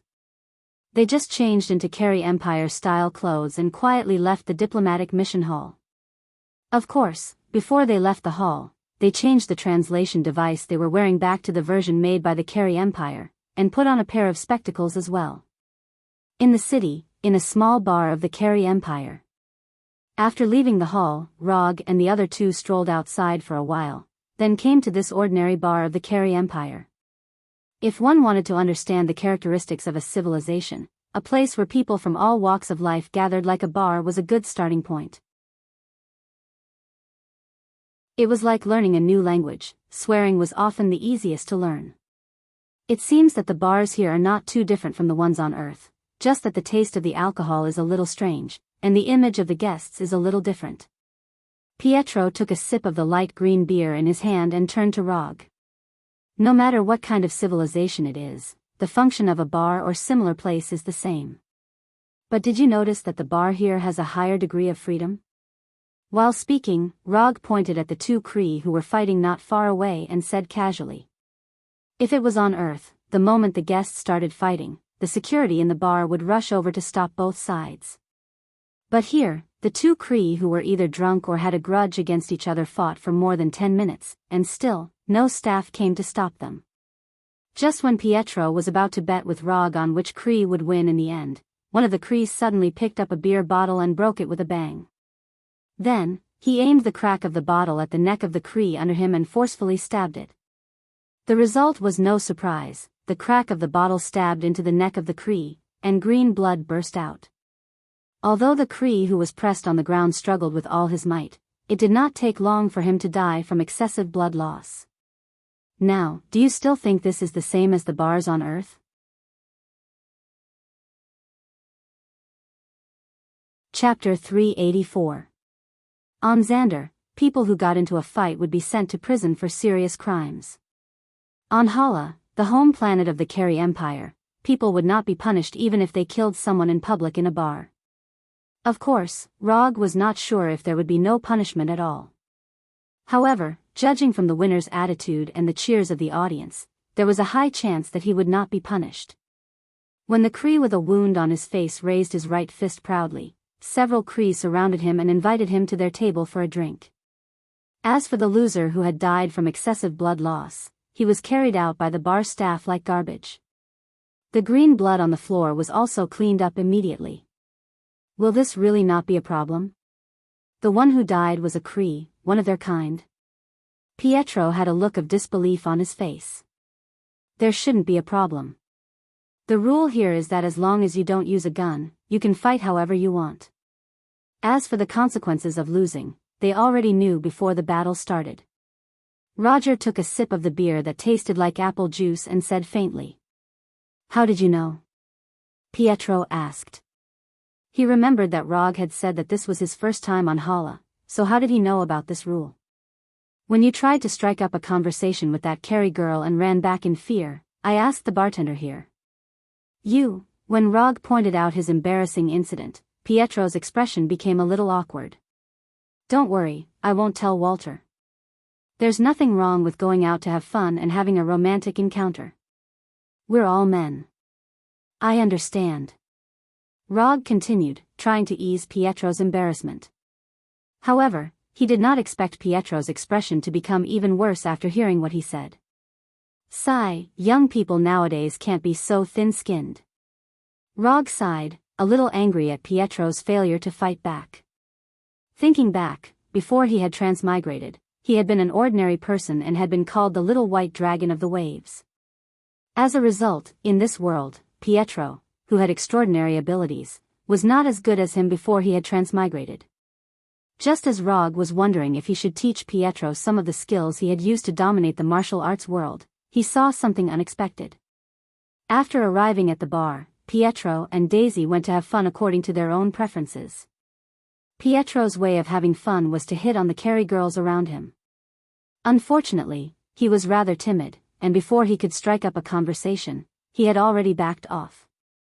Compared to Pietro, Daisy was bolder and more confident.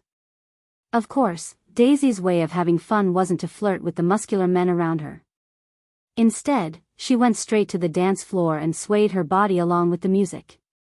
Rog didn't know if Daisy liked to dance or not. However, there was one thing that he knew very well, and that was that the vast majority of young girls wanted to be the center of attention. If it were any other place, these young girls would probably dress themselves up beautifully. In a place like a bar, it was much easier to become the center of attention. As long as your body was good enough, your face was beautiful enough, and you jumped high enough, you could attract most of the attention in the bar. In some cases, the first two conditions could be lowered appropriately. Although Rog wasn't a Carey, he didn't know much about the aesthetic views of the Carey people. However, from the looks of the Carey men gathered around Daisy, she was more in line with the aesthetics of the Carey men. At this time, although Daisy was dancing high, she still kept enough sober to not let herself become the prey of these Carey men. At this time, a Carey man came to Daisy's side with a domineering aura and pushed aside the small characters around him. This domineering Carey man was none other than the guy who had just won the fight. Because of the distance and the music, Rog couldn't hear what the Carey man said, but he witnessed the scene of this guy being sent flying. He saw a circle of transparent air shock wave gushing out from Daisy's palm, and the unlucky guy was directly sent flying. Although Daisy was very unhappy with the Carey man's words, she still controlled her strength and didn't directly kill this guy. Instead, she sent him flying a few meters. The guy who was sent flying crashed into several tables before finally coming to a stop. His whole body was in a very sorry state as he lay between the broken bottles and the fallen tables and chairs. Trash like you don't deserve it, scram. After sending the Carey man flying, Daisy still didn't vent her anger and loudly scolded. However, the moment Daisy finished scolding, the music in the bar stopped, and the Carey people stood up one by one. Not only that, Rog also found that many people, including the bartender and the bar's security, took out their guns. What's going on? Didn't the bar's rules say that guns are not allowed? Are the young people of the Carey Empire so unethical? Seeing the muzzles of the guns aimed at Daisy, Rog and Pietro looked at each other in confusion. He is tonight's winner, you shouldn't have attacked him. Put down the weapon in your hand and beg for his forgiveness, otherwise you will not be able to leave tonight. Apologize immediately.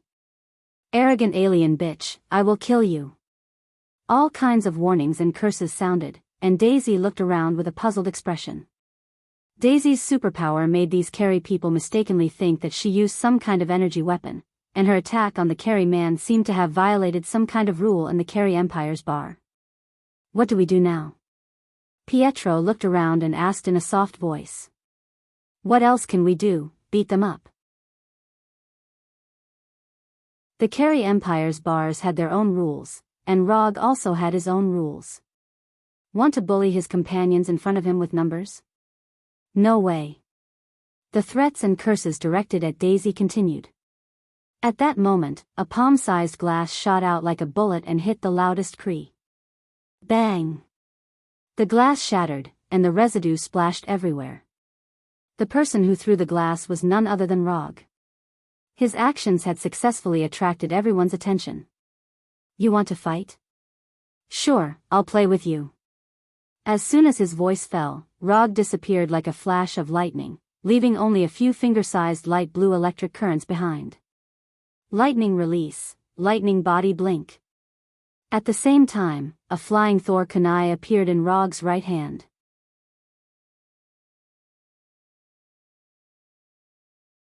Chapter 385.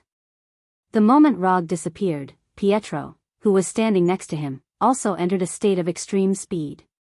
Pietro might not have a lot of experience in flirting, but he had a lot of combat experience. Before meeting Rog, Pietro had received some combat training from Hydra. After joining Konoha's intelligence agency, Pietro's combat experience has increased tremendously. Therefore, after Rog used Thunder Blink, Pietro also used his extraordinary ability. Although the Kree men in the bar looked ferocious, none of them were real Kree warriors. To put it simply, the Kree people were just a bunch of low-class hooligans. When Rog and Pietro disappeared one after another, the Kree people quickly realized something. However, it was already too late. Rog's flying Thor kunai and Pietro's fist struck the Kree with lightning speed. The music stopped, and screams rang out in the bar. Under the joint attack of Rog and Pietro, the Kree only lasted for 3 seconds before they fell to the ground one by one, clutching their injured right hand or head in pain. Green blood continuously flowed out of his right hand. Rog had used the flying Thor kunai to cut his tendons. Those who covered their heads or chests had been hit by Pietro's right fist. Although Roger and Pietro did not kill the Kree, under their extreme speed, a casual strike from them was enough to inflict unbearable pain on the Kree, whose strength was not much different from that of a street thug. I don't want to know what *T rules you have here. In front of me, there is only one kind of rule. That is, I have the final say in the rules. Do you understand? Rog said coldly as he squatted in front of the Kree who was sent flying by Daisy. He patted the guy's face with a Thor kunai that was stained with green blood. Understood. The Kree man did not expect to meet a foreigner like Rog who did not follow the rules of the Kree. What shocked him even more was that Rog and the other two, who appeared to be just extraterrestrial tourists, were actually far more powerful than them. It's good that you understand. I hate people who don't follow the rules the most. Since you're the winner tonight, I'll let you pay for tonight's loss. After wiping the Thor kunai on the Kree's collar several times, Rog stood up and put the Thor kunai back into the ninja tool bag behind his belt. Ignoring the wailing Kree on the ground, Rog and the other two left the bar without looking back. The onlookers who didn't threaten or insult Daisy or pull out their guns weren't attacked by Rog and Pietro. As for whether they would tell the police what happened in the bar, Rog and the others didn't care at all. The small incident in the bar didn't affect Rog and the other two's mood for sightseeing. Under the enthusiastic introduction of a Kree taxi driver, they arrived at the bustling business district of the city. Like real extraterrestrial tourists, they began to shop delightfully. Daisy mainly bought expensive jewelry and clothes in the style of the Kree Empire. Roger and Pietro, on the other hand, bought some technological products. They included anti-gravity flying boots, flying backpacks, household energy security barriers, smart home robots, and game consoles produced by the Kree Empire.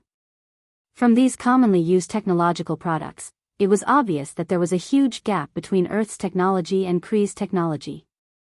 Of course, in addition to these small technological products, Rog also bought flying motorcycles, flying cars, small household spaceships, and so on from the luxury aircraft sales center here. Although the price of these vehicles had a lot of zeros, they were all paid for by Luo Nan anyway, so Rog didn't need to save money for the Supreme Controller. In order to take away these large and small goods, Rog even showed a little of his hand in front of the Kree people, letting them see what a psychic scroll was. Pietro also suggested to buy some legal Kree weapons, but Rog rejected the suggestion. The weapons that could be sold legally were all civilian versions, and their power was innately inferior to military products. And on the Golden Jack, Rog had an entire armory of Kree weapons, enough to equip an army of 1,000 people. With such a pile of weapons, there was no way he would be interested in the weaker civilian weapons. Just as they finished their shopping trip and were enjoying the local delicacies of the Kree Empire in a high-class restaurant, a breaking news story appeared on the huge outdoor screen on the roof of the crossroad. The restaurant's excellent soundproofing completely blocked out the sounds from the street outside, but with the simultaneous translation glasses, they immediately understood the breaking news. The peace mission of Xander has been attacked by an unknown armed force. The police are on their way to the scene. The news footage clearly showed the embassy where the mission resided. Many buildings were set ablaze due to the explosion. The moment they saw the news, Rog and the other two's expressions turned abnormally serious. They didn't expect that the mission would actually be attacked when they snuck out. From the footage, it seemed that the attack on the mission wasn't over yet. After seeing the breaking news, Rog immediately called for the waiter to pay the bill. Then he cast Flying Thor in front of the waiter and brought Daisy and Pietro back to the embassy. "Change your clothes first. I'll go out and see what's going on." As soon as he finished speaking, Rog deactivated the transformation spell and turned back into the military officer wearing the new Star Corp uniform. He also changed the translation device he brought with him to the new Star Corp version. While Pietro and Daisy were changing their clothes, Rog found the shadow clone he left behind and took back the Northern Chill blade. The moment the shadow clone was deactivated, the relevant information appeared in his mind. More than 10 minutes ago, armed forces of unknown origin appeared in the embassy and launched an attack on the members of the mission. Although the incident happened suddenly, the military officers and guards immediately organized a counterattack and stopped the attackers from attacking the members of the mission. The members of the mission who didn't have any combat power were arranged to stay in the innermost safe area of the embassy. Until now, there had been no news of casualties among the members of the mission. This definitely wasn't Ronan's doing. He didn't have the guts to do so. Was it the other rebels, or was it a terrorist organization within the Kree Empire? Rog began to think quickly.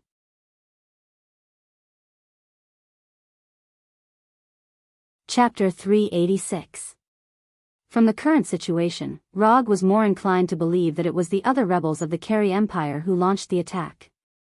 Although the number of attackers wasn't particularly large, they displayed excellent military quality. Although the terrorist organizations of the Kree Empire could also cultivate experienced fighters, in general, the other rebels were more suspicious. Not long after, Pietro and Daisy, who had changed back into their military uniforms, came to Rog's side, looking around vigilantly.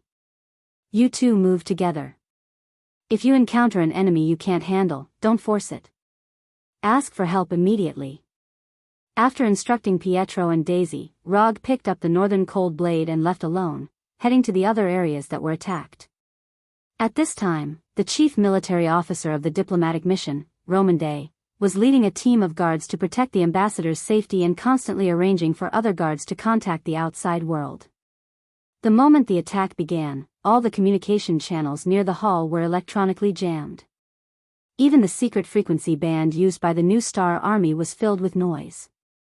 It was because of this that this unknown armed force, which didn't have many people, caught the diplomatic mission unprepared and quickly gained the upper hand.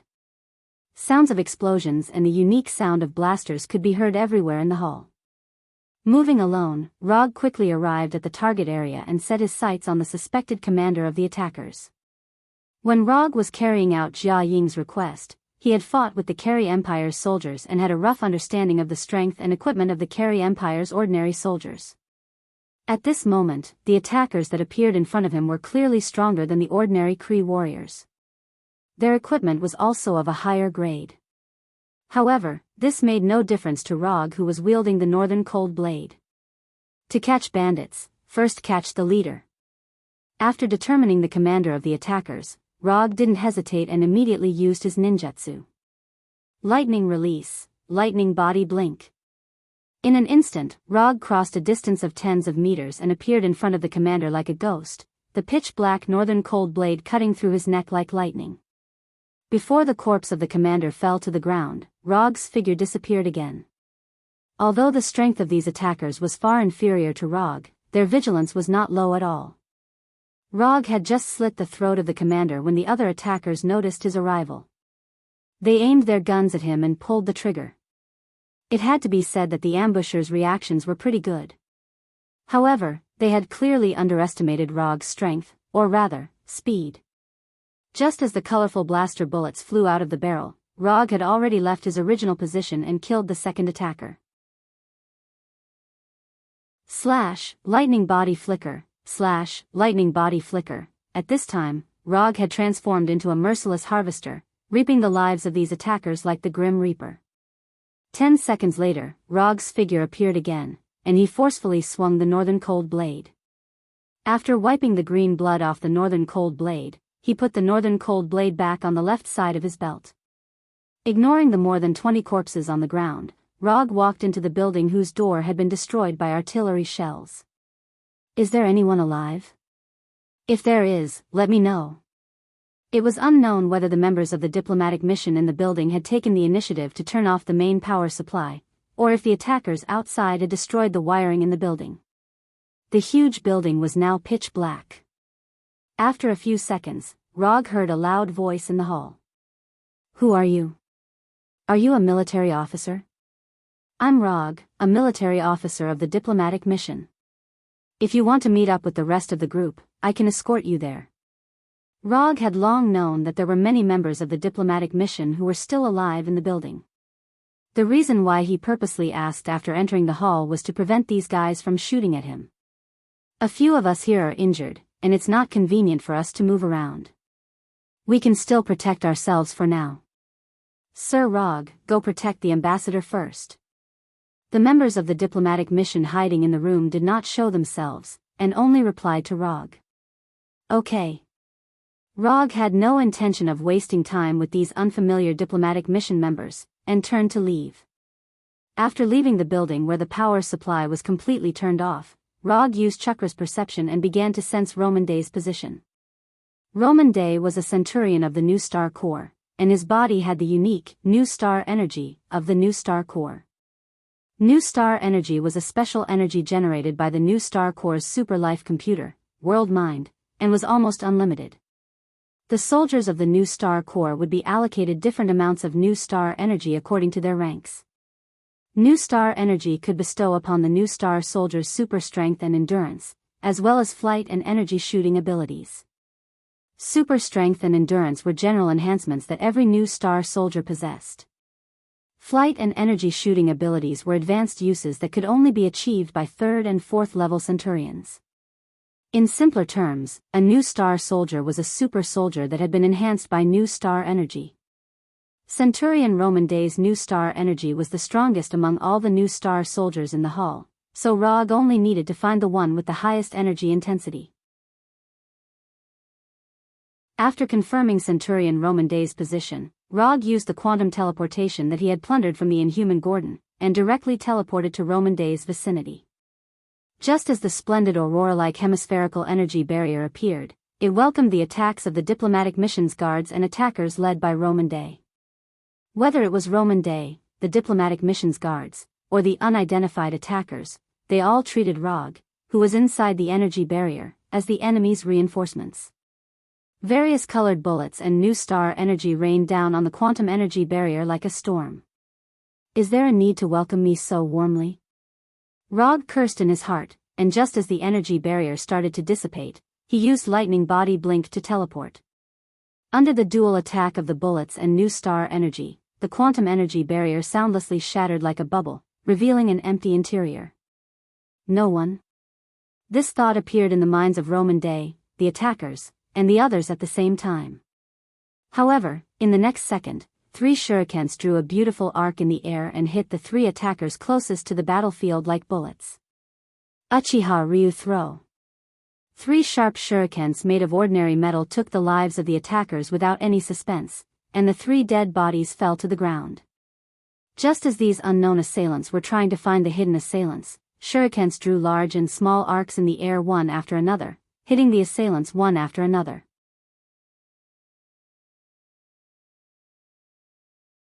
Chapter 387. These shurikens were like bullets with an automatic navigation system, accurately hitting the forehead of every attacker. No matter whether these attackers hid behind cover or not, and no matter how these attackers changed their positions, these shurikens were like the kiss of death, kissing their foreheads.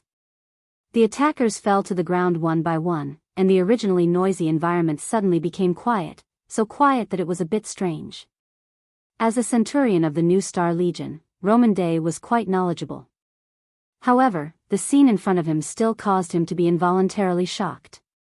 If these shurikens didn't attack the attackers, but the diplomatic mission. Then, Roman Day didn't dare to imagine such a scene. The attackers who were fighting back and forth with the diplomatic mission guards, in the face of this inexplicably and amazingly efficient shuriken attack, only lasted for a minute or so before they all died, with eyes full of unwillingness and doubt. Next time you shoot, make sure it's not your own reinforcements. I don't like the feeling of being shot by my own people. After finishing off all the attackers with the shurikens, Rog walked out from the corner of one of the buildings and said to Roman Day, who was flying in the air and covered in light. "Sorry, I didn't expect it to be you." After hearing Roger's complaint, Roman Day immediately flew to his side and said apologetically, "Sorry, Roger. I've taken care of some of the attackers in other places, the rest are being taken care of by Daisy and Pietro." While using chakra to search for Roman Day, Rog also checked the remaining attackers in the hall. In addition to those he took care of, only a large number of attackers gathered here. As for the scattered attackers in other places, the temporary team formed by Daisy and Pietro was gradually cleaning them up. There were subtle differences between the life energy characteristics of the Xanders and the Kree. It was based on these differences that Rog was able to determine the other attackers in the hall. There were some other Kree service staff in the hall, but on the first day of moving in, these Kree service staff were dismissed by the diplomatic mission. Therefore, during such a sensitive period, there was only one type of Kree who would appear in the hall, and that was an attacker. 10 minutes later, the remaining attackers in the hall were taken care of by Daisy and Pietro. Not long after the assailants were all killed, the Carey Empire's guards finally arrived, fully armed as they rushed into the hall. Rog had no intention of participating in the aftermath of the incident. He left it to the diplomatic mission to deal with. However, before returning to his room, he asked Roman Day about the current casualties of the diplomatic mission. Although the attackers were aggressive, no one from the diplomatic mission died, not even a single one of them was seriously injured. This result seemed quite abnormal, but with the personnel of the diplomatic mission, it was not something inconceivable. Among the 200+ people in the diplomatic mission, there were more than 150 guards. When the attack had just occurred, the guards led by Roman Day had protected most of the administrative staff who had no fighting power. Therefore, from the very beginning, these attackers had lost the opportunity to inflict serious damage on the diplomatic mission. Furthermore, the guards that the assailants faced were not ordinary guards, but veterans that had been carefully selected from the New Star Corps. Although the ranks of these guards were not very high, each of them had exquisite combat skills and rich battle experience. This was one of the reasons why the guards were able to organize an effective resistance in the first place. The next morning, Roman Day, who had been busy all night, sent someone to invite Rog to a small reception room in the hall. The statistics of last night's attack are out. 12 of the administrative staff were injured, and 37 of the guards were injured. At this point, Roman Day handed a translucent electronic tablet to Rog and continued, "As for the dead attackers, we did not immediately hand them over to the Carey Empire's guards. According to our preliminary investigation, these attackers all have military service experience, and it's very likely that they're active service personnel. We have also investigated the equipment they used. There were no similar models found in any of the Carey battlefields. We have tested the performance of these weapons and equipment. They all meet military standards, and their performance is even better than the Carey Empire's current equipment." Roger quickly browsed through the statistics of the attackers' equipment on the tablet. He then casually placed the tablet on the table beside him. "You know better than me what these conclusions mean. What did Xander say? Do we continue to discuss the details or return immediately?" Although they were on the Carey Empire's mother planet, Hala, the communicators in the diplomatic mission were enough to send the news back to Xander immediately.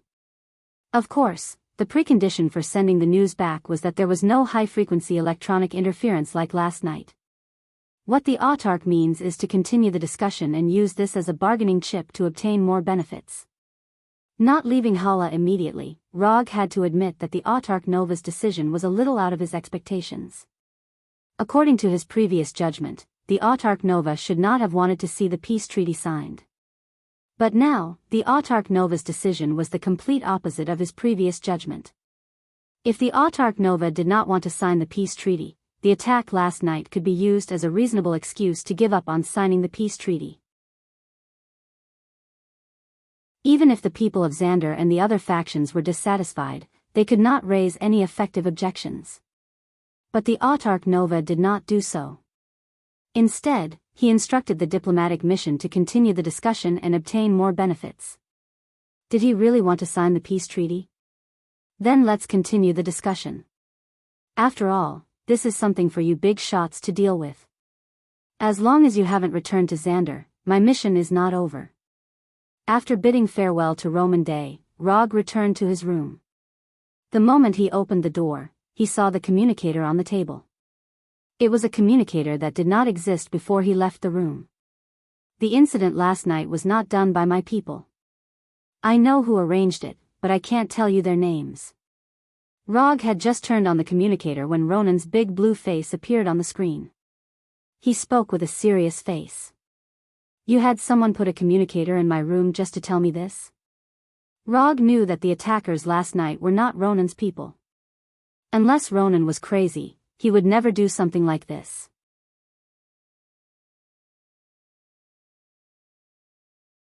Chapter 388. Of course not.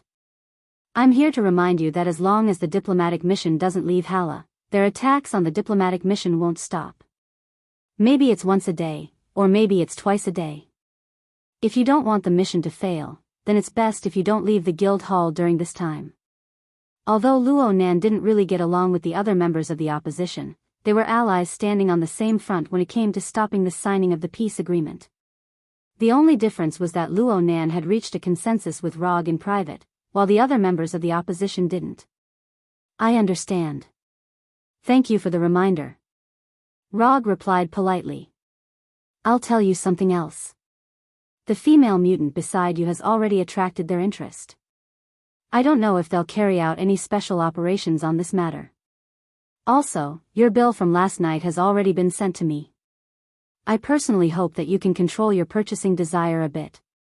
Since Luo Nan was using the payment card under his name, all the bills from last night were sent to Luo Nan's account. Under normal circumstances, since Luo Nan dared to give his payment card to Rog, he wouldn't care too much about how much money Rog spent. But this morning, after receiving the bill from the bank, even Luo Nan, the supreme accuser, couldn't help but suck in a breath of cold air. Rog's spending last night was a bit shocking.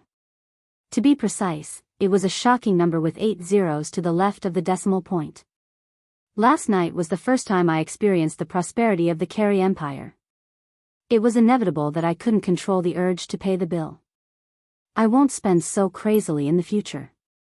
Rog didn't really remember how much he spent last night, but he vaguely remembered that it should be several small goals. I'll lead the fleet to leave the mother planet in a few hours. I'll first go to the outlying base of the new star core for a stroll. I won't go to Xander for the time being before you return. If you have any other needs, you can contact Rothschild at any time. His private number is in the communicator. After ending the call with Luo Nan, Rog threw the communicator into the psychic scroll and headed straight to Daisy's room. He wasn't surprised that the diplomatic mission would continue to be attacked. However, he didn't expect the opposition to be interested in Daisy while preventing the peace agreement from being signed. Although Luo Nan didn't say anything during the call just now, Rog had captured an additional piece of information. Luo Nan didn't report the current development of the Inhumans. Otherwise, the opposition wouldn't have developed such an intense interest in Daisy after discovering that she was an Inhuman. Through the Golden Jacks database, Rog knew that the solar system to which Earth belonged was within the Carey Empire's military region. It was under Luo Nan's jurisdiction. Luo Nan had always been clear about the recent situation of the mutants on Earth and the Moon. This could be inferred from when he arranged for Maximus to bewitch Jianghu. However, he concealed the latest information about the Inhumans and did not report it to the Empire. Even after losing 2 Kree warships, they did not reveal anything about the Inhumans. This was interesting. It seems like the Kree Empire's highest accuser wasn't as loyal to the Kree Empire as the rumors said. However, Rog wasn't particularly surprised that Luo Nan would do this. He even understood it a bit. No intelligent creature would like the feeling of being controlled by a computer. No matter how intelligent and advanced the computer was, it was impossible for this innate biological instinct to reject it to disappear. Speaking of which, it was unknown whether it was a coincidence or an inevitable result after technology had developed to a certain degree. The Kree Empire and Xander, these two technologically advanced countries, were both ruled by the artificial intelligence they created. The controller of the Kree Empire was a life computer created by the Kree, Supreme Intelligence. The controller of Xander was a super life computer created by Xander, the World Mind. Whether it was the Supreme Intelligence or the World Mind, they both recorded the history and civilization of their respective countries. The only difference was that the Supreme Intelligence's control was in the open. It was known to ordinary people. The control of the World Mind was a lot more hidden. Xander had the so-called New Star Supreme who controlled the highest authority of the New Star Army. However, the New Star Army's greatest trump card, New Star Energy, was generated and controlled by the World Mind. Once the World Mind revoked the authority of all New Star soldiers to use the New Star Army's energy, the famous New Star Army would fall into a mediocre state without any suspense. One was to rule the Empire openly, while the other was to control the strongest armed forces in the dark, hiding himself behind the scenes. Although the methods were somewhat different, the results were similar. That was absolute control that was unparalleled and could not be challenged by anyone. He did not know if this phenomenon would occur when Earth's technology developed to a certain limit. While his thoughts were in a mess, Rog came to the door of Daisy's room and gently knocked on the door. "Come in." After receiving Daisy's reply, Rog pushed open the door that did not have much defensive power and walked straight in. At this time, Daisy was still wearing the second-class military officer's uniform, but her hands were playing with a few gemstone jewelry that she had just bought last night. Because she had bought a lot of jewelry, Daisy only kept a few that she was interested in at the moment. As for the rest, they were all placed in Rog's psychic scroll. Not only Daisy, but even the technological products that Pietro had bought were also in Rog's psychic scroll. "What's wrong?" Daisy put down the jewelry in her hands and asked curiously. "Last night's battle has caused the person behind the attackers to target you. They know that you are an Inhuman. Next, they may have some special operations against you. During this time, you need to pay attention to yourself. Do not leave the guild hall alone. If there are more attacks, you must team up with Pietro. Do not act alone." Daisy's strength was not bad, and she did not lack operational experience. But she was still in her early 20s. She was at an age where she was easily impulsive, so Rog had no choice but to come over and remind her. "Do you know who ordered the attackers?" Daisy continued to ask. "I only have a rough idea. In any case, you need to be careful for the next few days to avoid any accidents." After saying this, Rog did not stay in Daisy's room for too long. He immediately turned and left. Late at night, when most of the members of the diplomatic mission had already fallen asleep, the attack that Luo Nan had warned of occurred once again. Boom! A huge explosion rang out in the guild hall, waking everyone up with a start. Unlike last night, the guards of the diplomatic mission quickly organized a counterattack this time. They repelled all the attackers in a short time.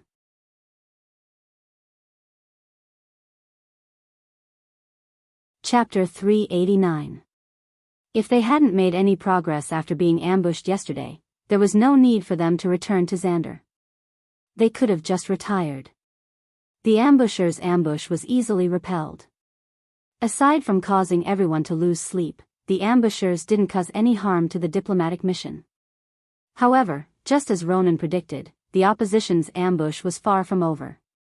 On the afternoon of the second day, when the ambassador and the other negotiators had just returned to the hall, the opposition's ambush squad appeared once again. This time, the results were completely different from the night before. The vice ambassador didn't retreat in time and was struck in the right leg, completely losing the ability to move. If it wasn't for the centurion Roman Day standing in front of the injured vice ambassador, he would have been the first member of the diplomatic mission to die. The opposition's ambush had thoroughly infuriated the ambassador and the centurion. In response, the diplomatic mission raised a strong protest against the Carey Empire, demanding that the Carey Empire fulfill their duty of protecting the diplomatic mission. The Carey Empire satisfied the diplomatic mission's request and deployed a large number of security forces around the hall. However, on the night that the Carey Empire strengthened their security forces, the diplomatic mission was met with the largest ambush yet. Over 100 ambushers rushed into the hall and launched a suicide attack far greater than any of the previous ones. That night, the ambushers achieved glorious results. A fifth of the guards died on the spot and a third were injured. Just this attack alone reduced the number of guards of the diplomatic mission by half. At this time, the diplomatic mission and the Carey Empire's negotiators were faced with an incomparably realistic question.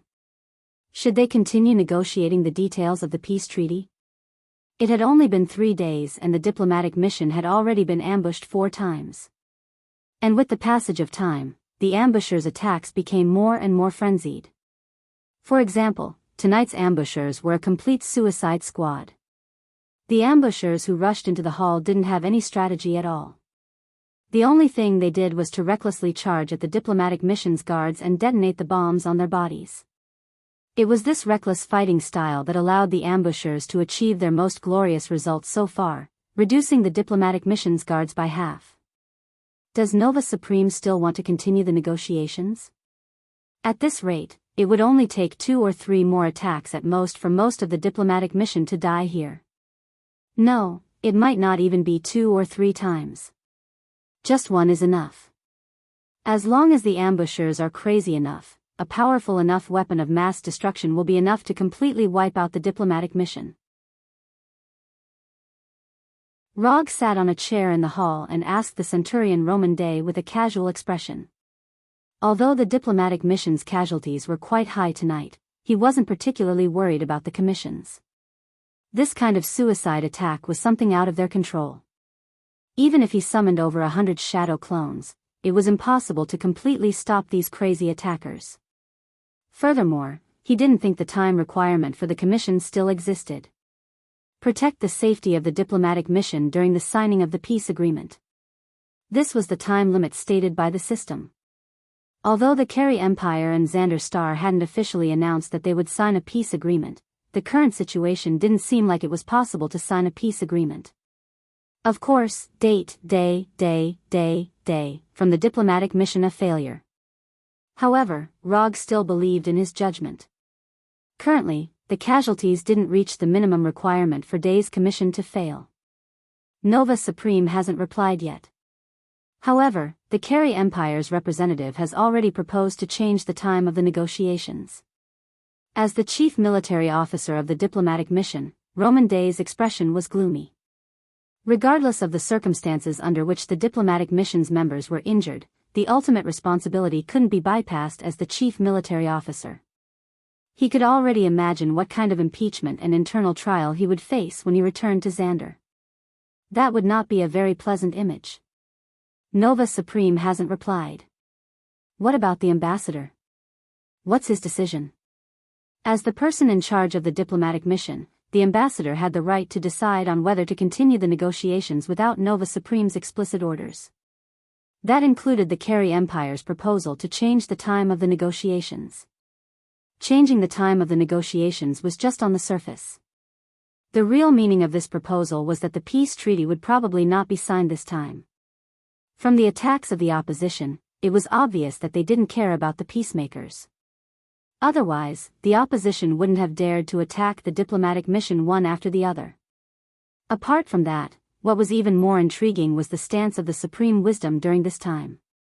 Simply put, as the actual ruler of the Carey Empire, the Supreme Wisdom did nothing after the diplomatic mission arrived at Hala. The Supreme Wisdom didn't give any actual support to the peacemakers, nor did it show any stance to stop the opposition's attacks. In these few days, the Supreme Wisdom seemed to have crashed. There were no instructions at all. It was precisely because of the Supreme Wisdom's silence that the opposition's attacks became more frequent and more frenzied. The ambassador is still considering. Roman Day replied in a tired tone. If the ambassador comes to any conclusion, or if Nova Supreme's instructions arrive, just send someone to inform me. After that, Rog left the meeting room without looking back.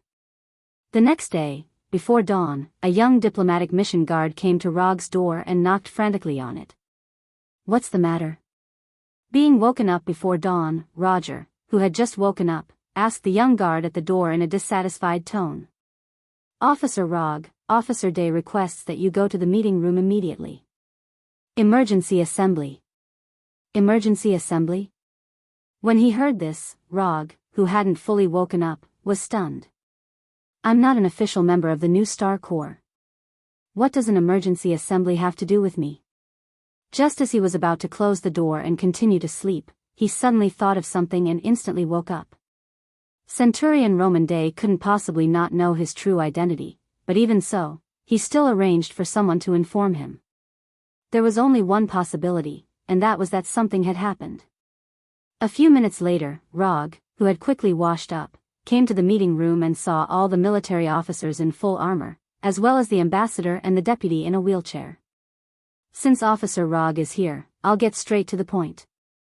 Roman Day took a deep breath, and then said with a serious expression that Rog had never seen before, half an hour ago, the Carey Empire declared war on the Corps again. The main ship outside Hala was attacked by the Carey army, and the enemy was outnumbered. We are now in the enemy's capital.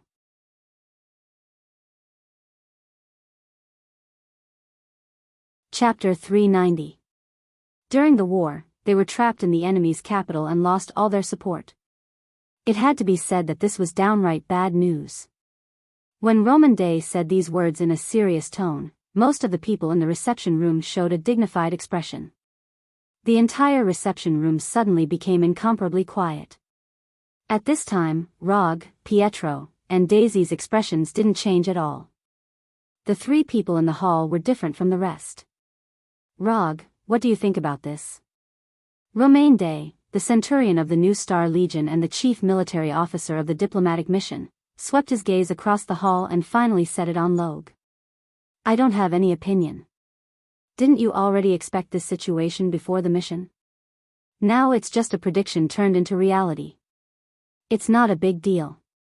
Although Rog didn't know what the Carey Empire was planning, but from the fact that the hall hasn't been attacked yet, it seems like the Carey Empire didn't plan to annihilate them immediately.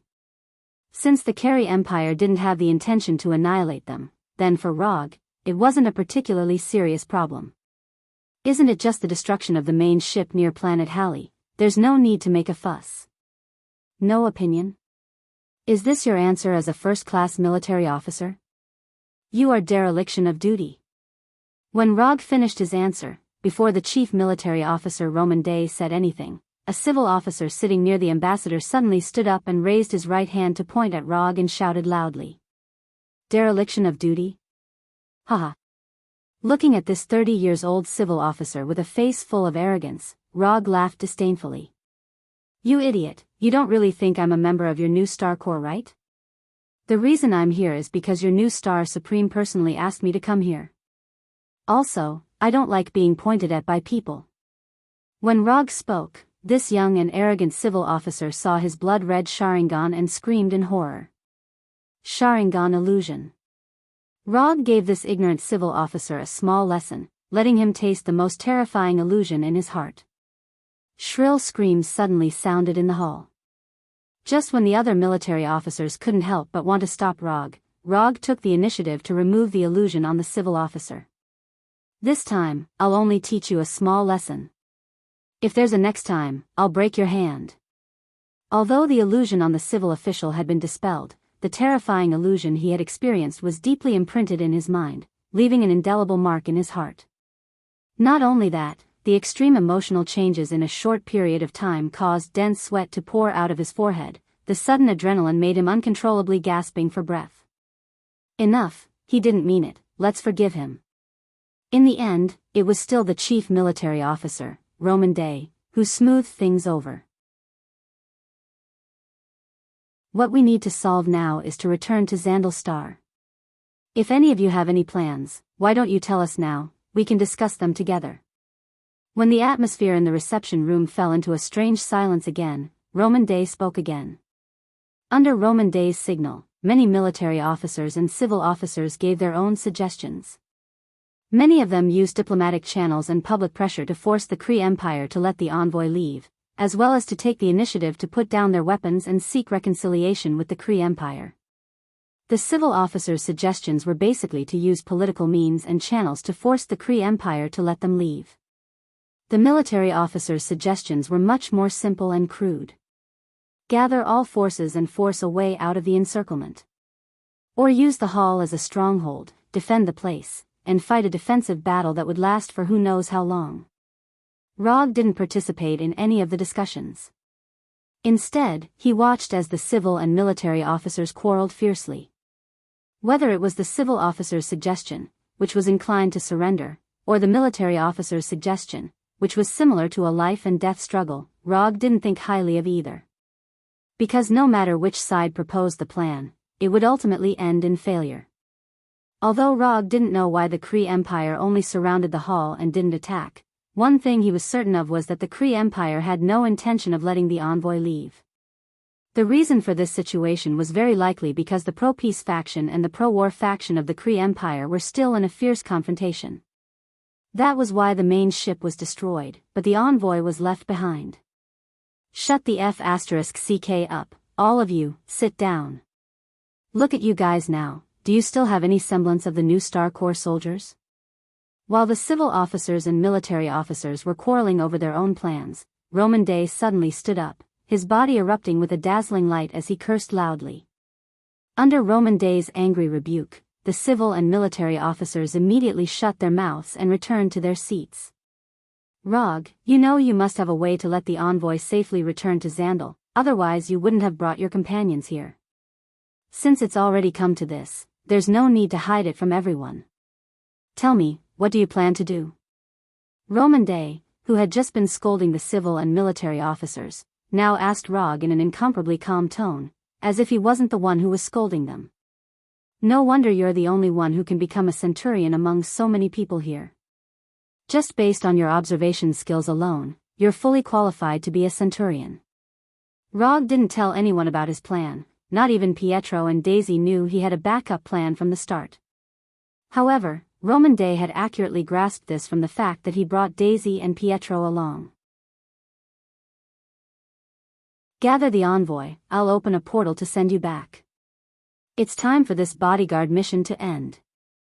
Rog didn't say how he was going to open the portal, but after he said that, Roman Day didn't hesitate and immediately gave the order for everyone to gather. When all the members of the diplomatic mission, including the injured guards and the corpses of the guards who had died in battle, were gathered in the huge reception hall, Log cast the teleportation portal spell. A portal 3 meters in diameter appeared out of thin air in the reception hall, shining with golden sparks. Through this circular portal, one could clearly see the new Star Corps headquarters hall on the opposite side. Don't just stand there, hurry up. Opening a portal directly from the mother planet of the Kree Empire to Zandal was no small burden for Rog. Looking at the portal in front of them, the members of the envoy revealed an expression of disbelief.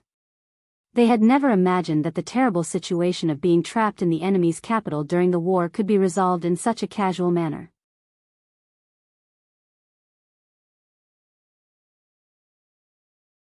Chapter 391. Dimensionality Reduction. This is the scene that often appears when Xander faces other technologically backward planets. But now, Rog used an unscientific but very magical portal to let the members of the diplomatic mission experience the feeling of dimensionality reduction. Under the orderly arrangement of Chief Military Officer Roman Day, the members of the diplomatic mission walked into the portal one by one and returned to the new Star Corps headquarters on Xander. When the portal appeared on the first floor of the new Star Corps headquarters building, a team of fully armed new Star Corps soldiers rushed over. Then, they witnessed the appearance of the members of the diplomatic mission one after another. From the first member of the diplomatic mission entering the portal to Rog entering the portal last, this retreat operation took less than 5 minutes. However, in less than 5 minutes, the mana in Rog's body was completely depleted. Once again, he experienced the physical and mental exhaustion brought about by the exhaustion of mana. Although the consumption was a bit high, it was all worth it. Bringing the members of the diplomatic mission safely back to Xander means that his commission is more than half completed. He only needs to get the reward promised by the new Star Supreme, and he will also get 200 ninja coins from the system. I have brought the members of the diplomatic mission back as agreed. You can start preparing the commission reward. 3 days later, I will receive the promised reward. After giving Roman Day enough time to prepare, Rog left the new Star Corps headquarters building with Pietro and Daisy and returned to the Bright Starry Sky hotel where he previously lived. The several suites that were previously booked are still in service, so after returning to the hotel, Rog and the other two returned to their respective suites. After returning to the suite, the first thing Rog did was to take off the dark green uniform of the new Star Corps and change back to his original clothes. Then, he summoned the latest game console of the Carey Empire that he bought on Hala from the Psychic Scroll. But before he began to enjoy the game of the Carey Empire, he first called the front desk of the hotel and asked the hotel to prepare a delicate and expensive enough lunch. Although there were some console games on Earth that were produced very well with high scores, they were limited by the current technology on Earth. The console games on Earth were unable to provide players with an immersive and realistic experience. However, to the technologically advanced Carey Empire, this was not a problem. After putting on the language translator produced by the Carey Empire, Rog put on the dark sci-fi virtual reality gaming helmet. For the next 3 days, Rog used his actions to prove what it meant to be unable to extricate oneself from the game. In those 3 days, he did not leave his suite at all. Like a paralyzed patient, he wore a gaming helmet and lay on the sofa in the living room all day. Apart from some necessary daily activities, all of his waking time was spent playing games in the Carey Empire. At first, Pietro didn't quite understand Rog's idea. However, when he put on the gaming helmet, he quickly succumbed.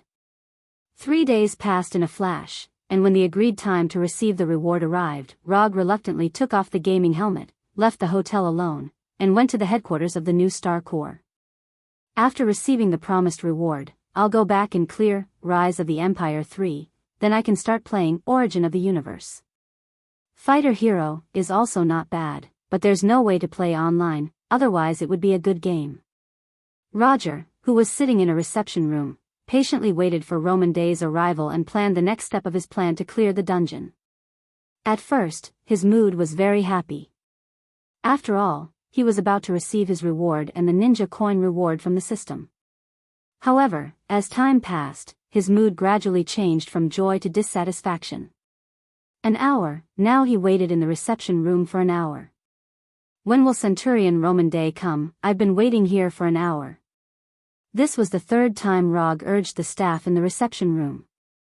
I'm sorry, Mr. Rog. We just received the latest news. Centurion Roman Day received the latest order from the Corps and is now going to the front line of the battlefield. He can't come to receive you. The female staff in the reception room answered with a standard smile and tone.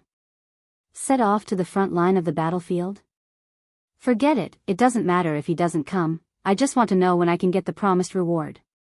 Rog suppressed his dissatisfaction and continued to ask. I'm sorry, Mr. Rog. We can't inquire about your reward for the time being. The green-skinned female staff continued to answer with a standard smile and tone. Can't inquire? At this time, Rog has realized something. Then can you contact the new Star Supreme? I want to meet with the new Star Supreme directly. I'm sorry, Mr. Rog. You don't have the authority to request a meeting with the Supreme for the time being. It was the same standard smile and tone again. He doesn't even have the authority to request a meeting with the new Star Supreme. Rog understood everything in an instant. This time, he encountered a renege again. Seeing that you're just a basic staff, I won't make things difficult for you. Now, I'll give you a warm reminder, you have 10 seconds to leave here immediately. I'm going to kill someone. When he said these words, Rog's face didn't show any anger or dissatisfaction, and he said with a smile. I'm sorry, Mr. Rog. You Lightning release, lightning palm. Before the female staff finished speaking, Rog raised his right hand and aimed at the door of the reception room, and 5 or 6 arm-thick silver-white lightning surged out of his palm. Rumble. Strong thunder and a huge explosion sounded at the same time, and the silver-white lightning entangled with the orange-red fireball produced by the explosion. You have 5 seconds left. This time, Rog didn't hear any of those formulaic answers. He only heard screams of fear. The staff in the reception room screamed and left, and Rog moved his wrist, summoning the Kusanagi sword that he hadn't used for a long time. He didn't expect that after he had made a name for himself, there would still be someone who dared to renege on his debt. Moreover, he had used such a despicable method. After summoning the Kusanagi sword, Rog casually waved the sword, and then walked out of the passage. The New Star Corps, this is a powerful corps that is famous in the universe. What Rog wants to do now is to single-handedly destroy the New Star Corps headquarters building.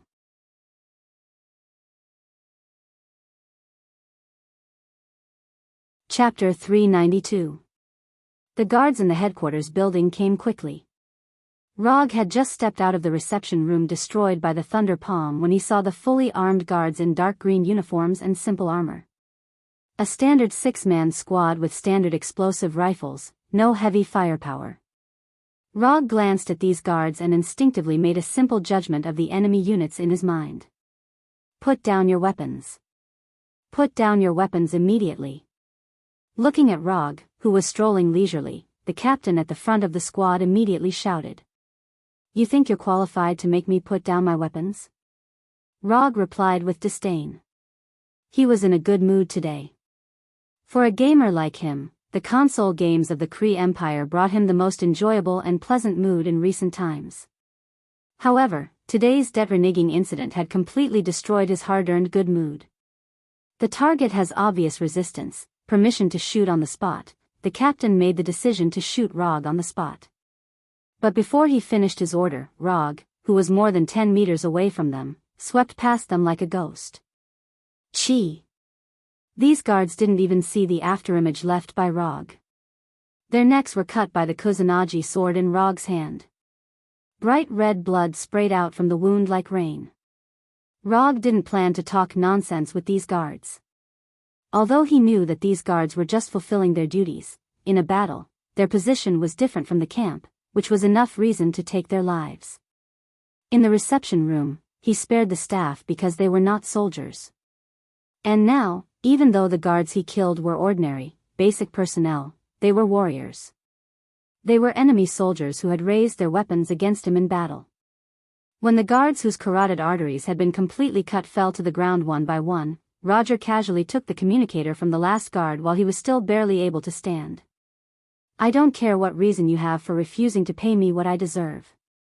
But your decision makes me very angry, very angry. There has never been anyone who cannot pay me. New Star Corps not, New Star Supreme not. After saying this in the public channel of the New Star Corps, Rog crushed the communicator in his hand and walked straight towards the elevator. The New Star Corps did have a strong reputation in the universe, but he never put them in his heart.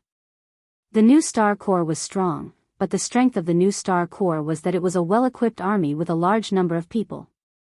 It wasn't because of a single person. But Rog was different.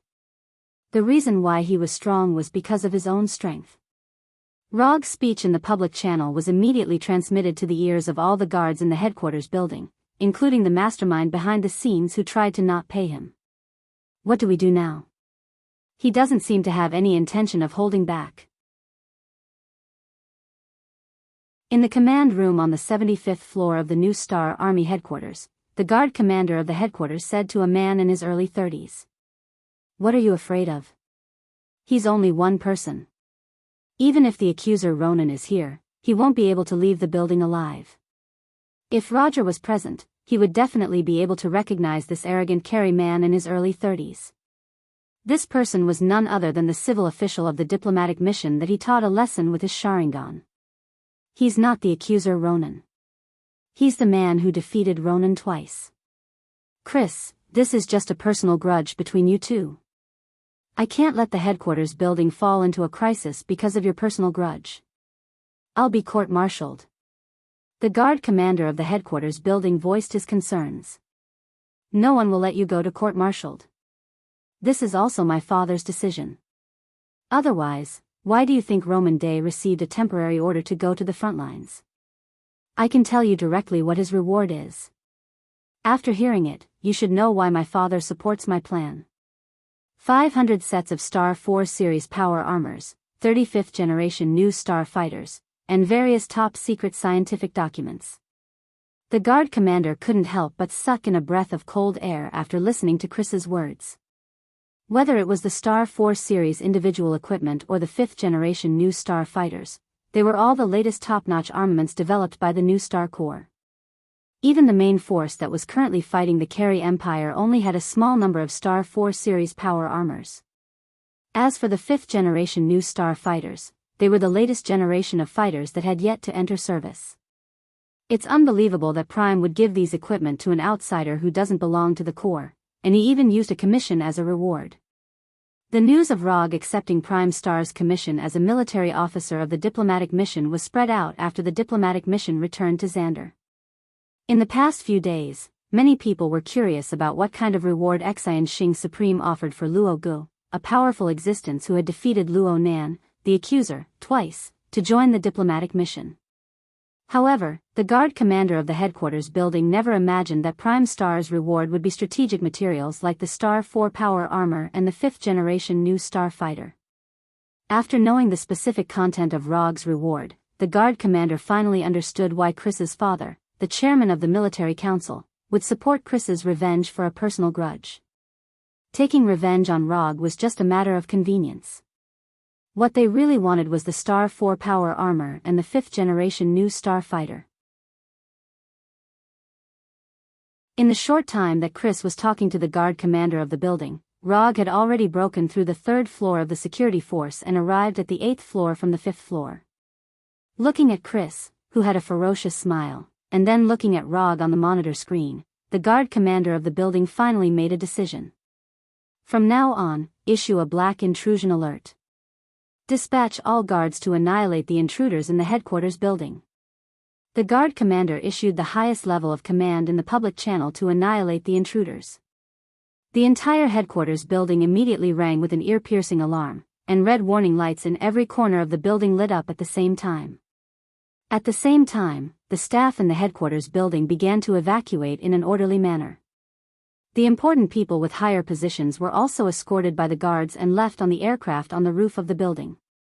Not long after, only the guards and Rog, who had just arrived at the 10th floor, were left in the headquarters building. In order to successfully kill Rog, the guard commander of the building issued a black intrusion alert that had never been used since the construction of the headquarters building.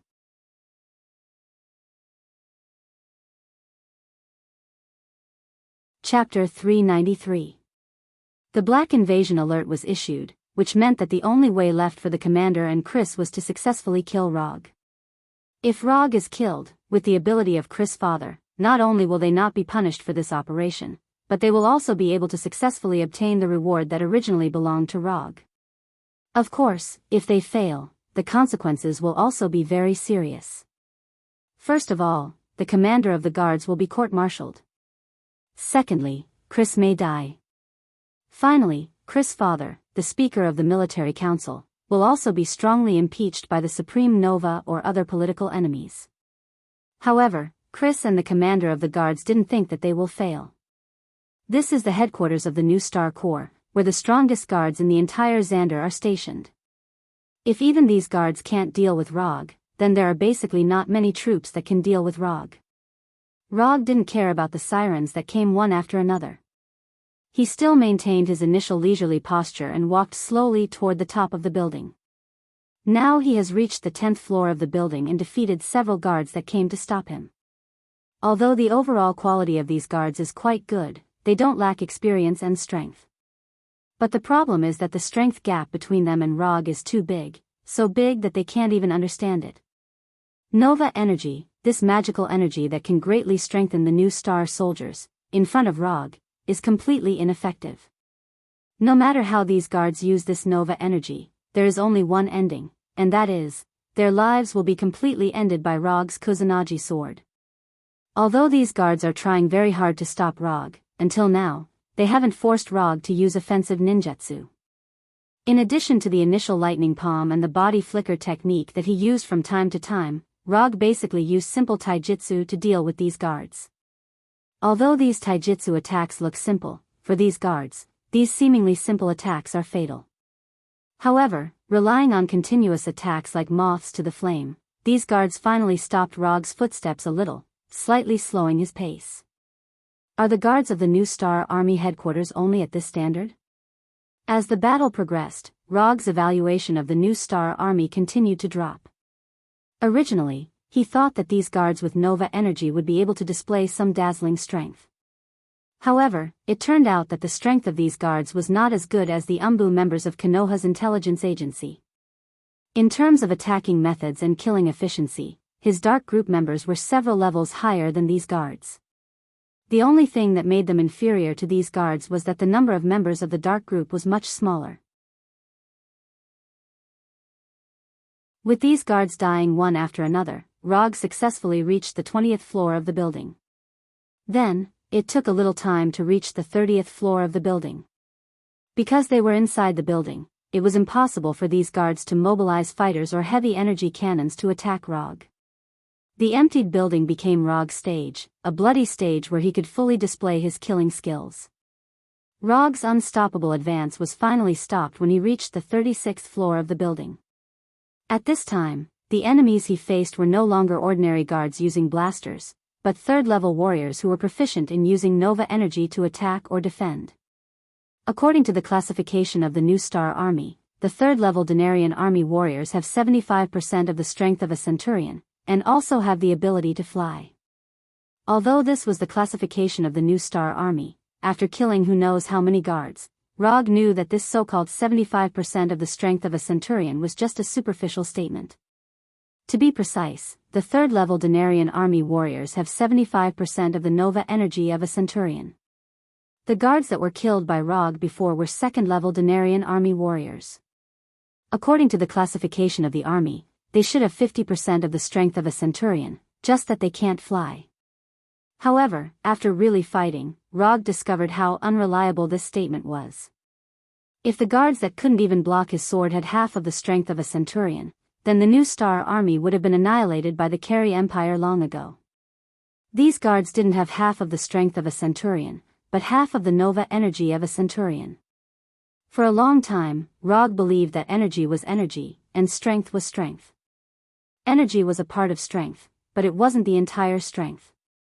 Take Rog for example, although he had never used Nova energy before, as long as he was given 10% of the Nova energy of a centurion, even if he didn't have any chakra, he was still confident that he could kill all the soldiers below the level of a centurion. Energy was just a weapon. How to use this weapon to quickly kill the enemy was the standard to determine whether a soldier was good or not. Finally, some decent people have come. Seeing that you are unarmed, I won't bully you with weapons. After saying that, Rog threw the Kusanagi sword back into the summon scroll. At this time, there were only 3 guards in front of him. Although their attire was no different from the guards he killed before, Rog didn't see any weapons on them. Whether it was firearms such as blasters, or cold weapons such as sabers and daggers, they didn't have any.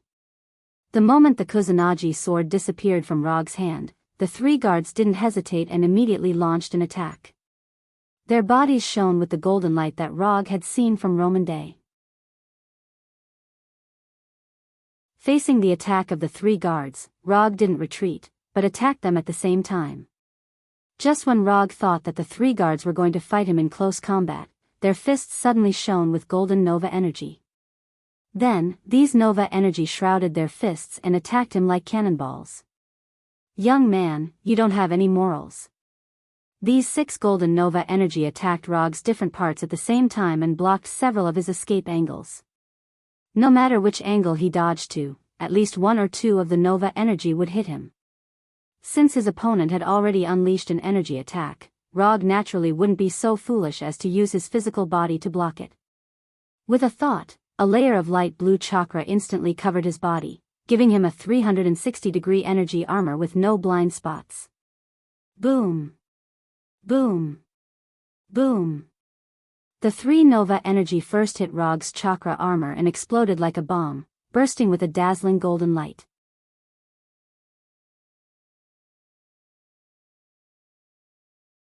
Chapter 394. The power of these 3 Nova energy is not small, it is already close to the power of a rocket. But even so, these 3 Nova energy did not penetrate the chakra coat on Rog's body, causing him any substantial damage. However, the shock wave generated by the explosion made his forward posture stop, and his whole speed suddenly slowed down. His speed slowed down, but that's not the worst situation. The worst thing is that the dazzling light generated by the explosion created an effect like a flash bomb, making Rog instinctively close his eyes. So this is the idea from the beginning? If the enemy these 3 guards are facing now is not Rog, then this sudden flash attack is enough to determine their victory. But unfortunately, they are not facing an ordinary enemy, but Rog. Not long after he crossed into this world, before he mastered enough ninjutsu, Rog once had a favorite tactic. A secret killing tactic based on genjutsu, dark sneak technique.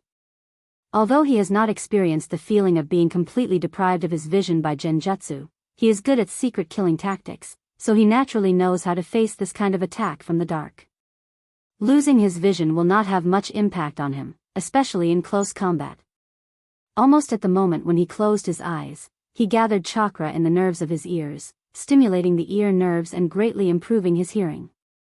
At the same time, his amazing combat intuition and combat experience honed over the years also made up for the impact of the loss of vision for the first time. Although he can't see with his eyes, Rog clearly perceives the movements of the 3 guards. Whether it is their route of advance or attack trajectory, it is like a 3-dimensional image in his mind. The left attack is the fastest, a straight punch, the target is his head. The right attack is the strongest, a side kick, the target is his torso. The middle attack is the slowest, a heavy punch, the target is his chest. In the blink of an eye, Rog had determined the attacking methods of the 3 guards and instantly formulated a counterattack strategy. Retreat half a step, avoid the straight punch on the left, and seize the target's left arm. Break the target's left arm, and destroy the target's center of gravity with the left leg. He bent down and pushed the target on the left, dodging the side kick from the target on the right. Heavy punch to the head of the target on the ground. With the target's head as the center, heavy punch to attack the standing leg of the target on the right to destroy the stability of the target on the right. He got up and punched the unsteady target on the right with a right hook, sending the target on the right flying and causing it to crash into the target in the middle. Taking advantage of the situation, he quickly attacked the middle target's head, chest, and throat with quick punches. He continuously pushed back the target, and finally finished off the middle target with a monster-strength punch. This entire set of counterattack strategies took less than a second to completely emerge in Rog's mind. In the next few seconds, Rog executed this counterattack strategy perfectly. Boom! When the guard in the middle was sent flying by the monstrous strength fist and crashed into the wall behind him, Rog opened his eyes. The sudden flash attack should have allowed the 3 guards to completely seize the initiative of the battle and even secure victory in one fell swoop. However, things did not go as they expected. Not only did Rog not fall into the situation of being besieged by the 3 of them, but he also severely injured 2 of them and instantly resolved the situation of being besieged. It wasn't until the guard in the middle was sent flying that the guard on the right, who had not been attacked much, finally stood up and looked at Rog in disbelief. Although he didn't know how Rog did it, he clearly saw that Rog's eyes were always closed during the fight. With his eyes closed, he resolved the joint attack of the 3 of them and severely injured 2 of them. The guard finally understood why Rog's invasion was classified as the highest level of black invasion. This was simply not something a human could do. He was a fighting machine with a humanoid appearance. Don't be so surprised. There are many people who can do this. I know a blind top fighter. The blind top fighter in Rog's mouth is none other than Daredevil. Speaking of Daredevil, Rog suddenly found that he hadn't paid attention to his news for a long time, and he didn't know how he was doing now and whether he was still fighting against Kingpin in Hell's Kitchen. You guys rely too much on Nova energy and advanced weapons. If you continue like this, you will forget how to fight in close combat sooner or later. Looking at the shocked guard, Rog gave his own advice. The remaining guard did not refute Rog. After thinking about it, he helplessly found that what Rog said was true. You can think about this problem later, I'm in a hurry now. So, as soon as his voice fell, Rog took the initiative to launch an attack and attacked the guard like lightning. Although the guard tried to resist Rog, the huge gap in strength doomed his resistance to be meaningless. 3 seconds later, the guard was hit in the chest by Rog's monster punch, and he flew out upside down, spitting out bright red blood from his mouth. After dealing with the guard, Rog did not stop at all and continued to walk towards the upper floor of the building. 40 floors, 50 floors, 60 floors. Although the guards in the building tried their best to stop Roger and kill this menacing intruder, they couldn't do anything about it. However, their efforts did not get the report they imagined. The number of guards decreased rapidly at a terrifying speed, but Rog's advancement was not affected in any way. Mobilize the Imperial Guards. We must mobilize the Imperial Guards, and now only the Imperial Guards of Supreme can stop him. Looking at the godlike Rog on the monitor screen, the guard commander of the building said loudly. The guard commander was not the only one who lost his composure. Even Chris, who was originally arrogant, had an ashen face at this time. He never thought that Rog could really break through the endless siege of the building's guards and walk step by step to the top floor of the building. This is impossible, this is absolutely impossible. Even if it was a centurion of the New Star Legion, it was absolutely impossible to defeat all the guards of the headquarters building alone. This was simply not something a human could do. Chris's rank in the New Star Legion was not low. Although he walked the path of a civil official in the Legion, he was very clear about the strength of a centurion of the New Star Legion. It was precisely because of this comparison that he placed his hopes on the guards of the headquarters building. But it turned out that Chris underestimated the strength of the New Star Legion centurion, and also underestimated the gap between the centurion and Rog.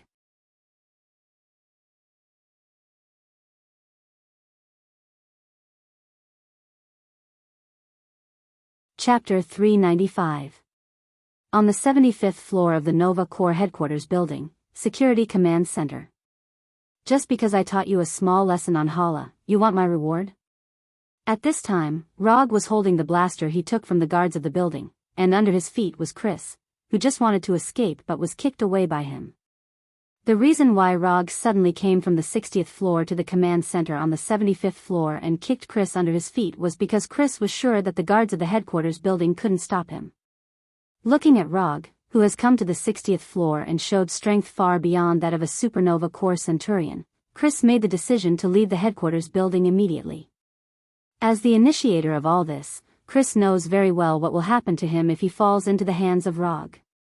In the Hala Guild Hall, he just scolded Rog and was taught a lesson by Rog with Sharingan Genjutsu. If Rog found out that he was the one who had plotted all of this and caused Rog to be unable to successfully obtain his reward, then he would definitely end up in a worse state than before. Therefore, Chris planned to leave the headquarters building immediately and get away from the madman Rog completely. But he didn't expect that before he walked out of the command center, the floor of the command center was penetrated. At this time, Rog, who he didn't want to see the most, flew up from the hole in the floor. Then, he was sent flying by Logue's kick and stepped on by Logue. No. I'm not, I didn't, don't talk nonsense. After hearing Rog's question, Chris didn't have time to care about the pain in his chest and immediately denied it. Really? But I don't believe it. While talking, Rog raised the blaster in his hand and fired a shot at the invisible right back. Whoosh! The green explosive bullet accurately hit the guard who was hiding in the corner and trying to shoot in the dark. It was a headshot. It's really not me, I just didn't have time to evacuate the building. Chris explained with great emotion, but Rog didn't believe a word of his explanation. Whoosh! Just when Chris was about to continue to explain, Rog fired a shot at his right leg, and the green bullet directly penetrated his thigh. Ah! My leg is broken. Since he was a child, Chris has never felt such bone-piercing pain, and suddenly issued a harsh scream. "Your leg is not broken yet, but if you don't shut up, I don't mind fulfilling your little wish." Rog looked at Chris, who was stepped on by his foot, with an impatient look on his face. He originally thought that the person who dared to his reward would be a little shrewd and a little domineering. He didn't expect that when he came to the command center, he actually saw Chris, this guy. In the beginning, he only wanted to blow this matter up and let the people of the New Star Army understand the consequences of reneging on their debt. However, when the security commander of the building issued the black intrusion alert and evacuated all unrelated personnel from the headquarters, he suddenly realized that he seemed to have found the location of the mastermind behind the scenes. When all unrelated personnel were evacuated, the only people left in the headquarters, according to common sense, were the guards of the building and Rog himself. However, when he used chakra to sense the situation in the building, he found that on the 75th floor of the building, there was a life form without Nova energy in his body. As everyone knows, the soldiers of the Nova Corps, whether it is the medics who just graduated from the Space Academy or the highest-ranking Centurions, all have Nova energy in their body. A person without Nova energy in his body, after the black intrusion alert was issued, not only did he not evacuate, but he stayed in the security command center of the headquarters. This abnormal phenomenon aroused Rog's curiosity, and it also evoked some of his memories. During the days when he was a private investigator, he had studied criminal psychology. Some criminals like to return to the scene of the crime after committing a crime and gain a sense of control and satisfaction by witnessing the panic of the crowd and the reaction of the police. Especially for some particularly serious crimes, such as serial killings, it is even easier for the criminals to return to the scene of the crime. Even if it has been many years, these criminals will return to the scene of the crime and recall the specific details of the crime to gain a perverted sense of satisfaction. At that time, Rog didn't know that the person in the command center was Chris, but after discovering this abnormal phenomenon, the first thing that appeared in his mind was this theory that he saw in his research of criminal psychology. Then he thought about it carefully and found that his guess seemed to be correct. If it was because someone was dissatisfied with him or wanted to take his reward, then the mastermind behind the scenes would be in a safe place, or a place that he thought was safe, watching the whole scene. Unless the conditions didn't allow it, otherwise, the mastermind behind the scenes had more than an 80% chance of doing so. After all, watching how he suffered setbacks and even how he died would give the mastermind a sense of satisfaction that everything was under his control. After discovering, or rather, confirming, this point, the next step was very simple. Rog followed the plan, going up floor by floor, destroying the mastermind's plan bit by bit. In order to not let the mastermind notice the danger in advance, he deliberately controlled his pace to avoid scaring the mastermind away. Because the plan was going to fail bit by bit, the mastermind behind the scenes would not leave immediately. Instead, he would look forward to the next plan, looking forward to the hope of a comeback.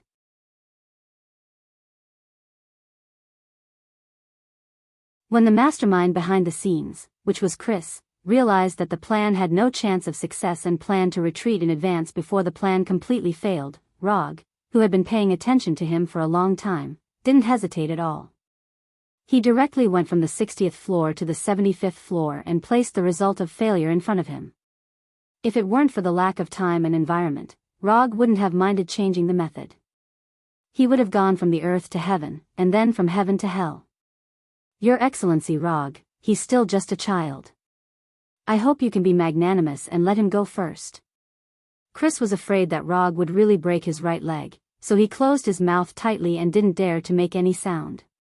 At this moment, the guard commander of the building, under the protection of a team of guards, carefully approached Rog and said, "Just a child? A 30-year-old child?" After hearing the commander's words, Rog sneered, then shot Chris' left leg in front of the commander.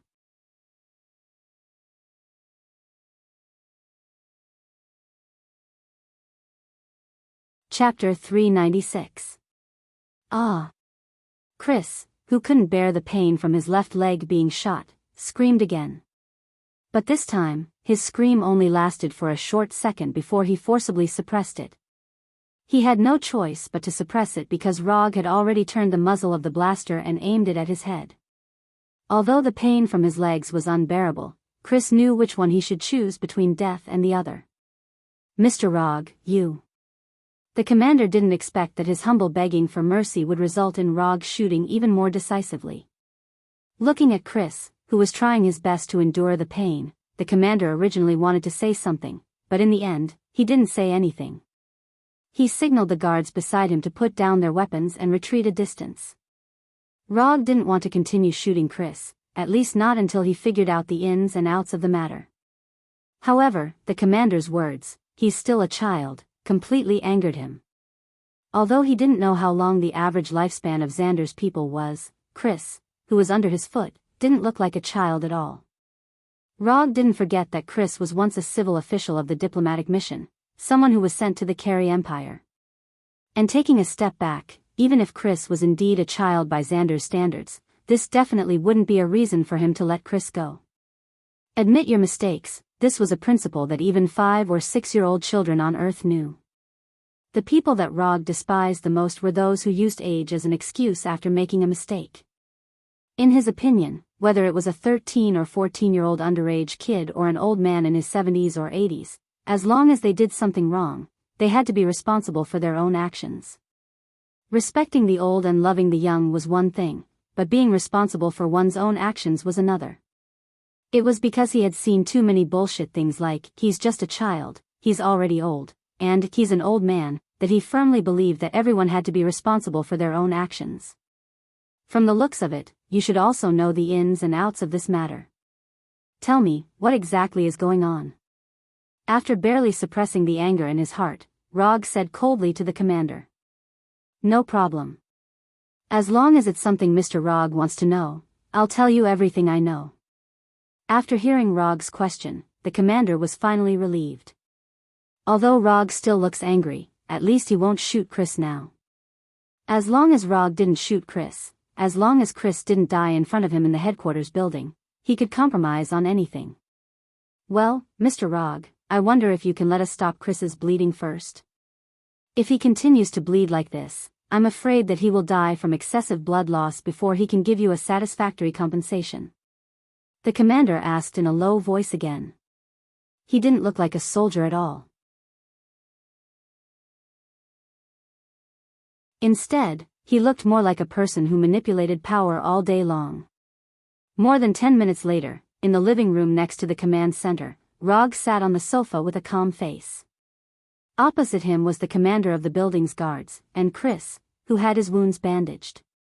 Tell me everything you know." In the next few minutes, the commander spilled everything he knew without holding back. Including Chris's plan, the arrangement of Chris's father, how Chris found him, and some of the promises and benefits Chris gave him.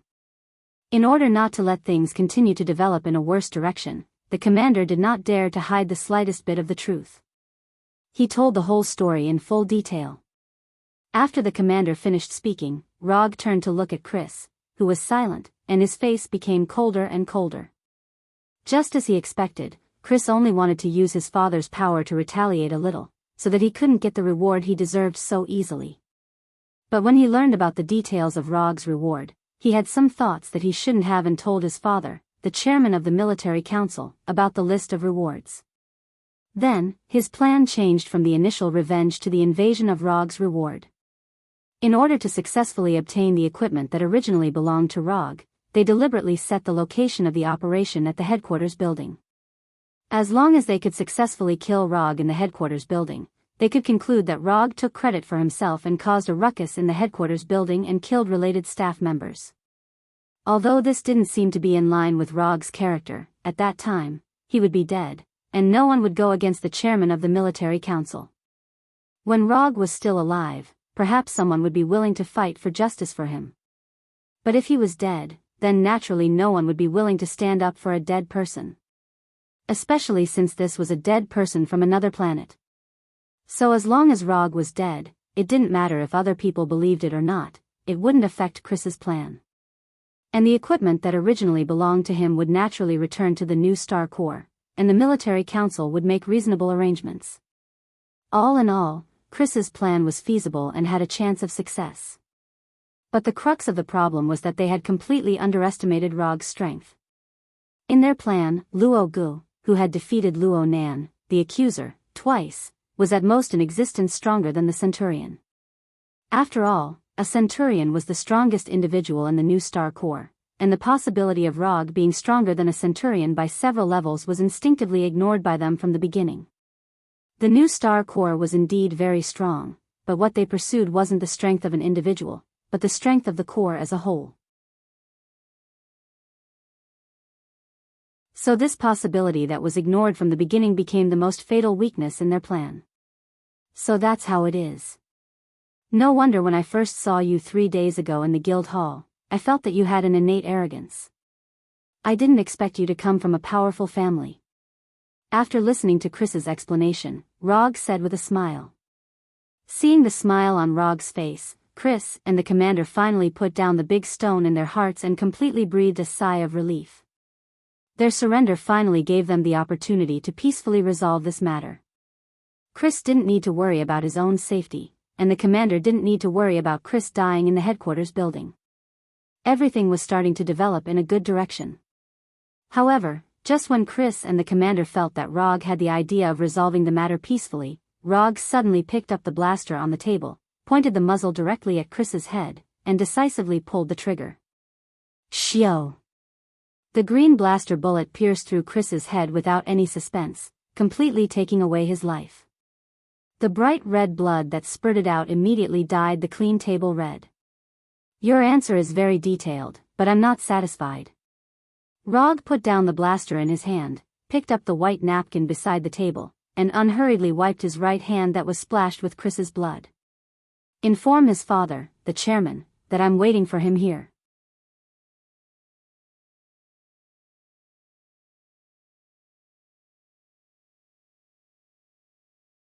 Chapter 397. Inform His Excellency. The commander's eyes kept switching between Chris and Rog, and he said with a look of disbelief. Now, he couldn't wait to completely conceal the matter of Chris' death, and then run as far as possible to avoid Chris' father venting his anger on him for the death of his only son. Although the position of commander of the new Star Corps headquarters is very good, compared to his own life, it's nothing. Yes, inform his father. Tell him that I'm waiting for him here. You don't have to go personally, just let your men go.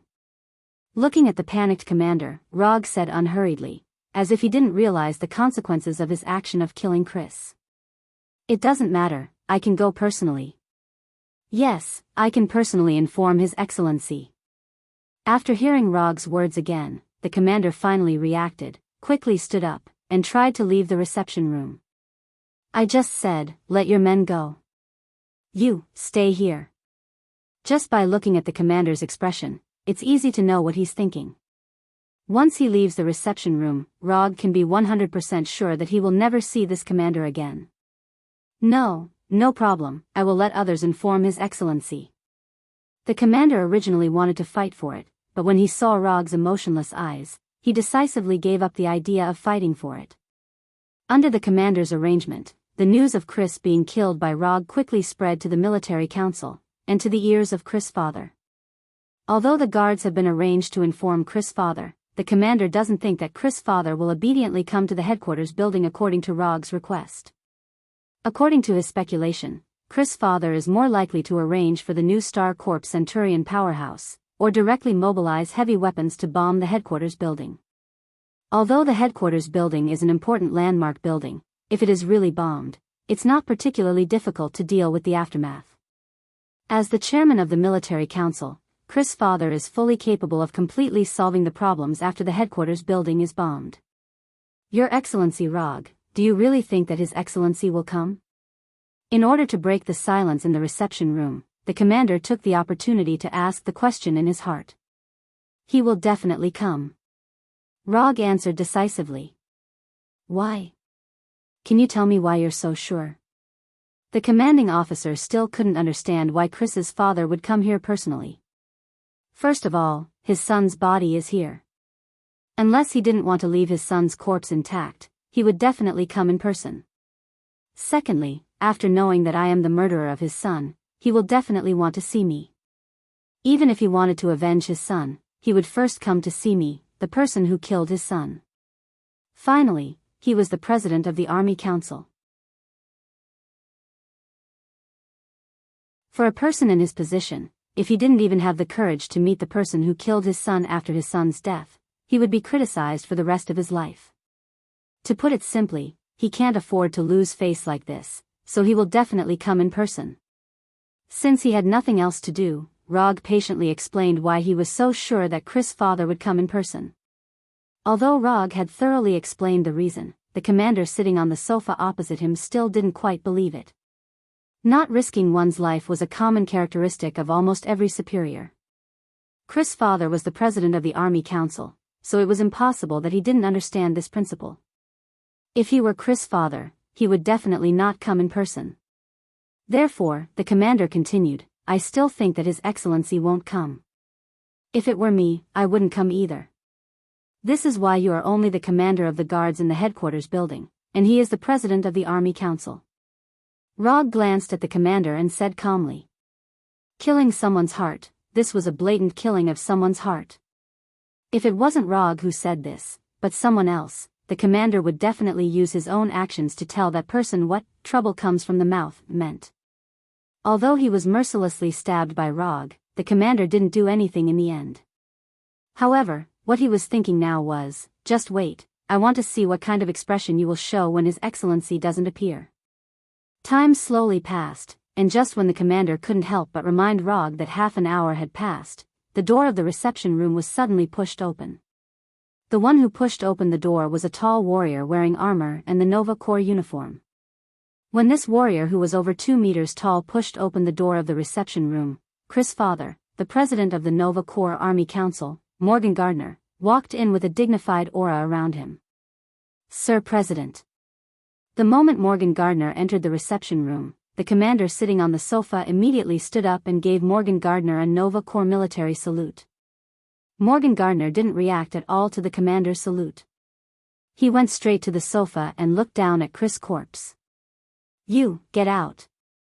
After staring at Chris' corpse for more than 10 seconds, the president, who was exuding a dignified aura from head to toe, said expressionlessly. Although he didn't say who went out, he didn't even look at the commander. However, the moment he finished speaking, the commander left the reception room without looking back and closed the door on his way out. I came out alive, I finally came out alive. The moment he closed the door, the commander's heart was filled with a sense of joy, as if he had just escaped death. However, this joy quickly disappeared because he immediately realized that his troubles weren't over yet. The conversation between them won't end so soon. I have to leave Xander immediately, I have to leave now. However, he had only taken a few steps when the tall warrior who had pushed open the door blocked his way. Why did you kill Chris? Just because he wanted to take revenge on you and take away your equipment? President Morgan Gardner sat in the commander's seat and asked Rog with a blank expression. You already know the reason, so why ask me? Rog didn't see any sadness on Morgan Gardner's face, as if Chris, who was killed by him, wasn't his son at all. Just because of that, you killed him. You killed my only son, Morgan Gardner. Aren't you a little too overbearing? Hearing Morgan Gardner's emotionless words, Rog suddenly laughed. Overbearing? You actually think I'm overbearing? Ha ha ha ha, interesting, really interesting. Rog laughed wildly as if he heard the funniest joke in the world. At the same time, he looked at Morgan Gardner as if he was looking at an idiot. Are you provoking me? As the president of the military council, Morgan Gardner could control his emotions very well, making it impossible for others to guess his true thoughts from his expression. However, for some reason, when he heard Rog's laughter, especially when he saw him looking at an idiot, Morgan Gardner showed signs of being unable to control his anger. I originally thought that since you could become the president, you would at least be a little better than that idiot Chris. But now I realize that I guessed wrong, completely wrong. Chris being such an idiot is completely because he inherited your IQ. Rog sighed helplessly, and continued to say to Morgan Gardner, who was getting more and more angry, didn't you think I was too overbearing? Then I'll let you see what true overbearing is. As soon as his voice fell, the explosive pistol on the table suddenly appeared in Rog's hand, and 3 green explosive bullets instantly flew towards Morgan Gardner. Unlike Chris, who didn't have any actual combat strength, although Morgan Gardner had personally taken action many times, but before he entered the civil ranks of the New Star Corps, he was still a centurion through and through. A faint golden light suddenly erupted from Morgan Gardner's body, and the 3 explosive bullets aimed at his head and heart were instantly deflected. However, at the moment when the explosive bullets were deflected, a silver-white arc suddenly streaked across Morgan Gardner's right arm, cutting off his entire right hand. Lightning release, thunderbolt sword slash. The golden light of New Star energy was still shining, but the flash of silver-white lightning was not obstructed, and directly streaked across Morgan Gardner's right hand. The tachi made of lightning dissipated, and bright red blood spurted out from Morgan Gardner's severed right arm. Unlike Chris, who liked to yell after being injured, Morgan Gardner's ability to endure pain was clearly several levels higher. However, Morgan Gardner never thought that Rog would actually dare to attack him, and in such a fierce manner. At this moment, Morgan Gardner finally understood why Rog dared to kill Chris, and why he still stayed in the headquarters to wait for his arrival after killing him. Chris had never participated in any kind of battle, so Chris didn't know that in this world, there was a terrifying existence who had completely integrated madness into their instincts. But Morgan Gardner had seen such a person who he would never forget after seeing him. That person was previously called the Mad Titan. And now, people were more willing to call him the Emperor of the Universe. Morgan Gardner had once seen this kind of madness from Thanos, and now, he saw it again from Rog. Your Excellency, killing an idiot like Chris is not overbearing. Killing your son, and cutting off the hand you couldn't control because of your greed, that is overbearing.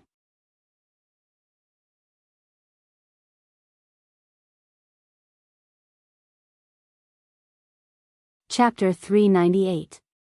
Other than Rog and Chairman Morgan Gardner, no one knew what they were talking about in the reception room. However, 5 minutes after entering the reception room, Chairman Morgan Gardner walked out of the reception room with an expressionless face.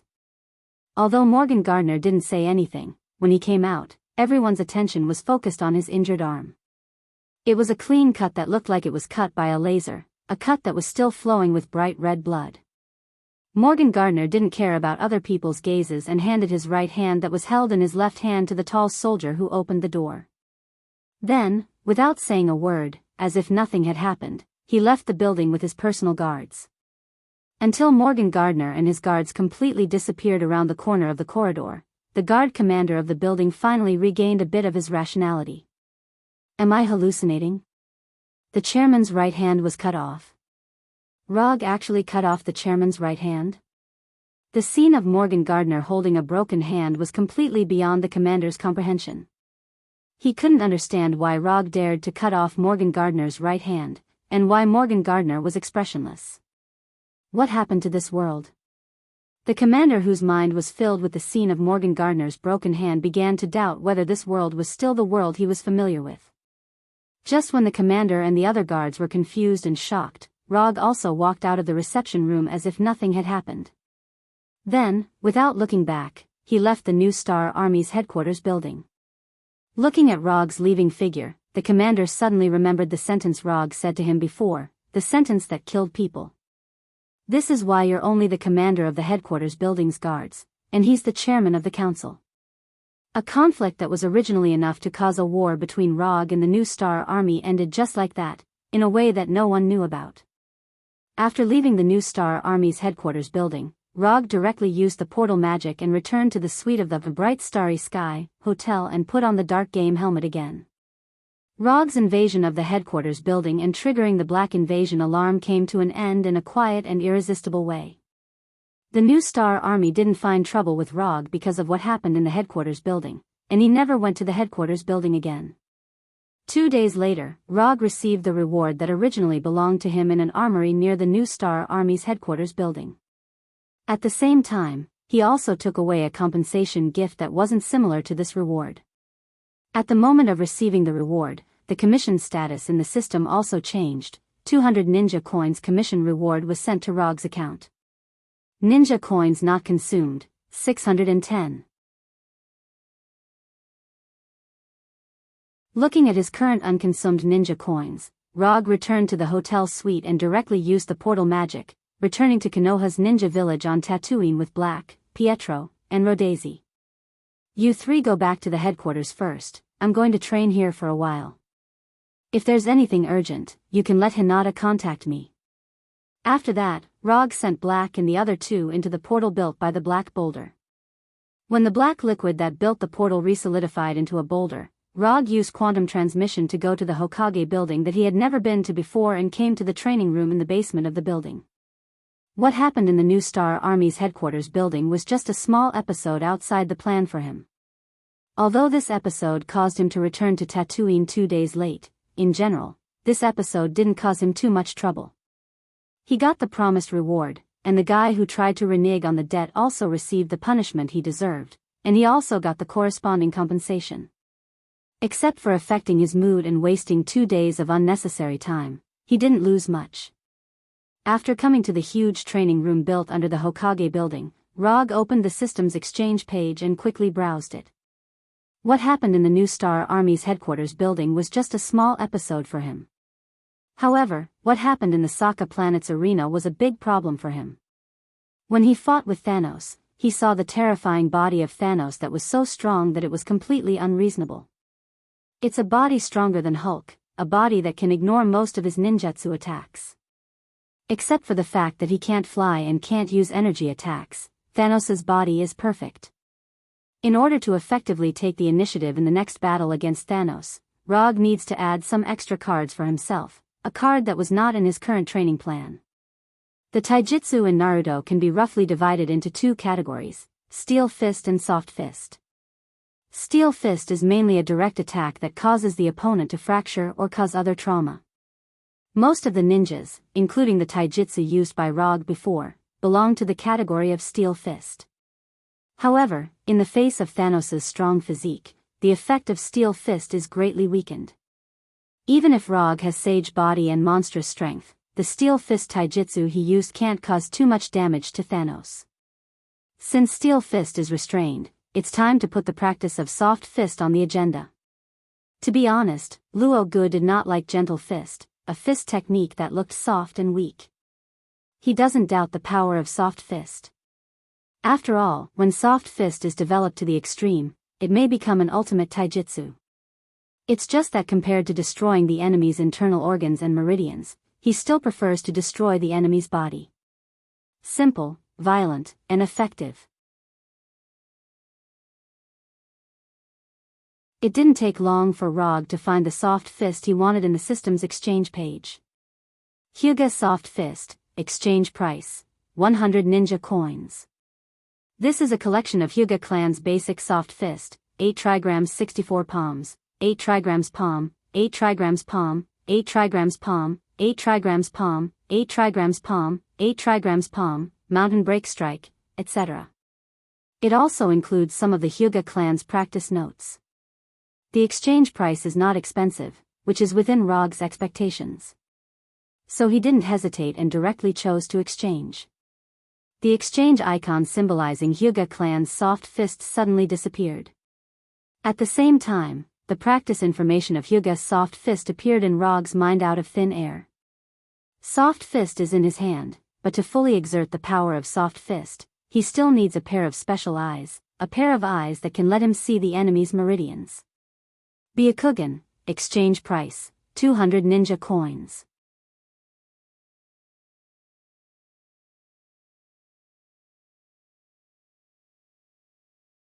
Chapter 399. Byakugan, the Kekkei Genkai of the Hyuga clan, originated from the Otsutsuki clan. Like Sharingan, Byakugan is also one of the 3 dojutsu. In terms of development potential, Byakugan is not much worse than Sharingan. Sharingan can evolve into Manjiki Sharingan, Eternal Manjiki Sharingan, and Rinnegan. And Byakugan can also evolve into Tensegan. The true power of Byakugan is not as weak as people think. The reason why Byakugan is not as good as Sharingan is purely because the Hyuga clan is too weak. The same Byakugan, but in the Otsutsuki clan, one is more powerful than the other, and one is more abnormal than the other. If the Hyuga clan can also be like the Uchiha clan, where there is a monster every 3 to 5 days, Byakugan can also shine like Sharingan. Rog will not hesitate to exchange for the Hyuga clan's gentle fist. But when he exchanged for Byakugan, he hesitated. Although the exchange icon in the system clearly proves that he can exchange for Byakugan, he still can't make up his mind. Under normal circumstances, the icon that can't be exchanged will become dim black. For example, after he exchanged for the Sage mode of the Shikatsu Forest, the exchange icons of Ryuchi Cave and Mount Mayaboku became black and gray. However, Byakugan is not the Sage mode or Ninjutsu Genjutsu. Byakugan is a Kekkei Genkai that will change his physique. Rog now has the Uchiha clan's Sharingan, and he has also practiced Manjiki Sharingan to the level of Manjiki Sharingan. So the problem is, although the system does not prevent him from exchanging for Byakugan, after exchanging for Byakugan, whether his Manjiki Sharingan will still exist or not becomes a problem. Unlike his other transmigrating counterparts who were kind and considerate and would occasionally act as life mentors, his Goldfinger system was completely mute. Not to mention chatting to relieve boredom, even some basic user questions, his system is too lazy to explain. At this time, if his system can give some slightly more reliable explanation, he won't have to struggle for so long. To exchange or not to exchange, this is the problem. If he does, he may lose the Manjiki Sharingan, which has become one of his main combat powers. If he didn't exchange for it, he wouldn't be able to display the true power of the gentle fist. The exchange price of 200 ninja coins has become the most insignificant existence at this time. After thinking about it seriously for more than 10 minutes and preparing for the worst, Rog finally made the decision to exchange for the supercilious eye. Although this decision seemed very rash, he had already considered all his options. If he exchanged for the Byakugan, his Manjiki Sharingan would disappear. So, he will completely give up the idea of practicing Gentle Fist and Byakugan and use the remaining 300 ninja coins to exchange for the Sharingan. Then, he repeated the process of the kaleidoscope's eye opening that he had done once before. Walter was in Konoha, and he had already opened his eyes with the Mangekyo once. It wouldn't be difficult for him to do it again. If it really came to this point, it would also answer a question that he still didn't know the answer to. That is, can the Sharingan he exchanged in the system evolve into an original Mangekyo pattern that he has never seen before? If with the help of Walter, the evolved Mangekyo is still the same, then according to his previous experience, he will plunder Gordon's quantum transmission and Johnny's Hellfire again. If the evolved Mangekyo is completely different from the current ability and pattern, then he will practice the new ability again. Speaking of which, he is really looking forward to what kind of Mangekyo ability he will get. Although Tsukuyomi and Vientiane are very good, men will always have some ideas of liking the new and getting tired of the old. After suppressing the nervousness and excitement in his heart, Rog pressed the exchange icon representing the Byakugan. Then, the exchange icon representing the Byakugan disappeared, and his unconsumed ninja coins dropped to 310. Just when Rog was all mentally prepared and waiting for the Byakugan to appear, he didn't get anything. What's going on? Is the system down? Or the ninja coins were swallowed? For a while, Rog was a little stunned. What the hell? Where's my Byakugan? Where's my ninja coins? This is not scientific. Rog, who has dealt with the system many times, is now completely confused. Chakra normal, Senni normal, Mangekyo Sharingan normal, Kyubi normal, Mana normal. Rog seriously and carefully perceived his current state from top to bottom. Then, he didn't find anything strange. Am I really so unlucky? I was ready to lose Mangekyo Sharingan again, and the result is this? Rog suddenly didn't know what to say. According to the exchange icon given by the system and his own speculation, Byakugan and Sharingan may appear in the same person. Otsutsuki Kagaya and Otsutsuki Momoshiki all have Byakugan and Rinnegan at the same time. Since Byakugan and Rinnegan can appear in the same person, then the Rinnegan level Sharingan should also be able to coexist with Byakugan. Although this is just a speculation, it is a very reliable speculation. At least in Rog's view, this is the case. If there is any difference between him and Otsutsuki Kagaya and Otsutsuki Momoshiki, it is only that he is not a member of the Otsutsuki clan, and he only has 2 eyes. Forget it, don't think about it, just think of it as the new Star Supreme's commission for free. After adjusting his current lost mentality, Rog used quantum transmission and directly teleported from the practice room to the bathroom of the Hokage's mansion. Right now, he no longer had any interest in practicing the gentle fist. At least, he didn't have any interest in it now.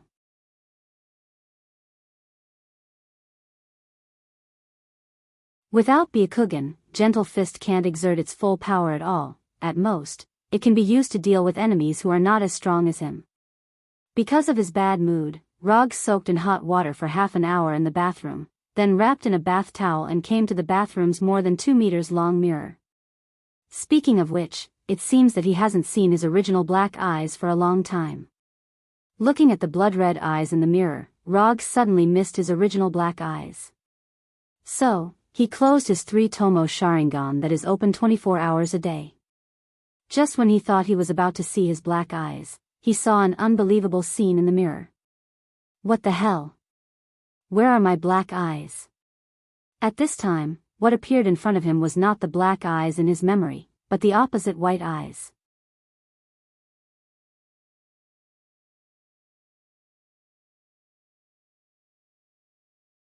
Chapter 400. Is this Byakugan? Looking at his eyes that have completely turned white, Rog couldn't react for a while.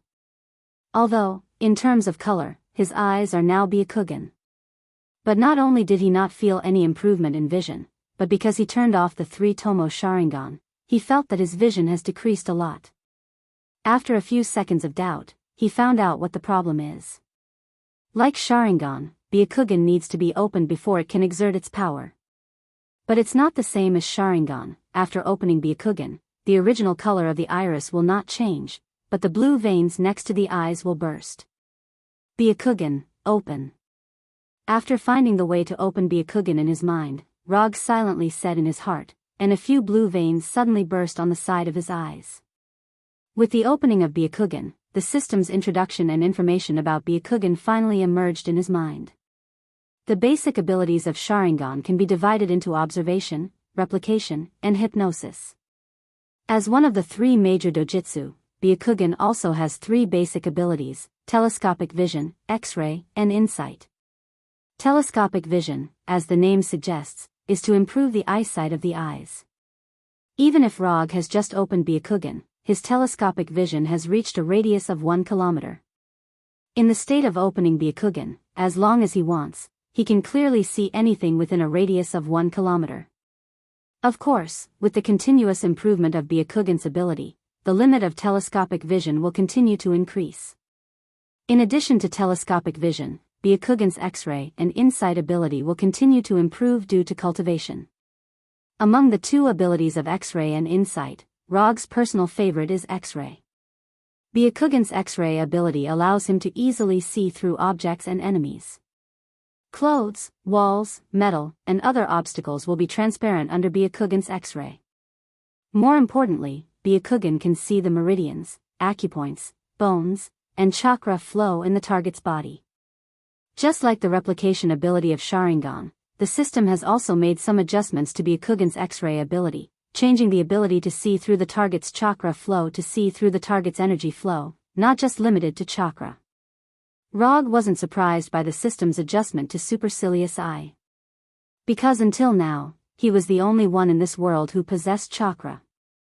Byakugan's ability to see through things was the key to unleashing the power of Gentle Fist. Only with his X-ray vision could Rog accurately penetrate the enemy's body with his chakra, thereby destroying the enemy's meridian system, or the energy circulation route, thereby achieving the effect of destroying the enemy from the inside. As for the Byakugan's insight vision, it allowed him to have a 360-degree field of vision without any blind spots, unlike normal humans who could only have a horizontal field of vision of 188 degrees at most. Other than the 3 basic abilities of vision, clairvoyance, and insight, with the Byakugan, he could also slightly increase his control over chakra, allowing him to release chakra from all the acupoints in his body at the same time, allowing him to perform high-level physical skills such as 8 trigrams palm, revolving heaven. However, This did not mean that possessing the Byakugan would allow one to release chakra from all the acupoints in one's body. Whether or not one could do this depended on the user's control over chakra as well as his strength.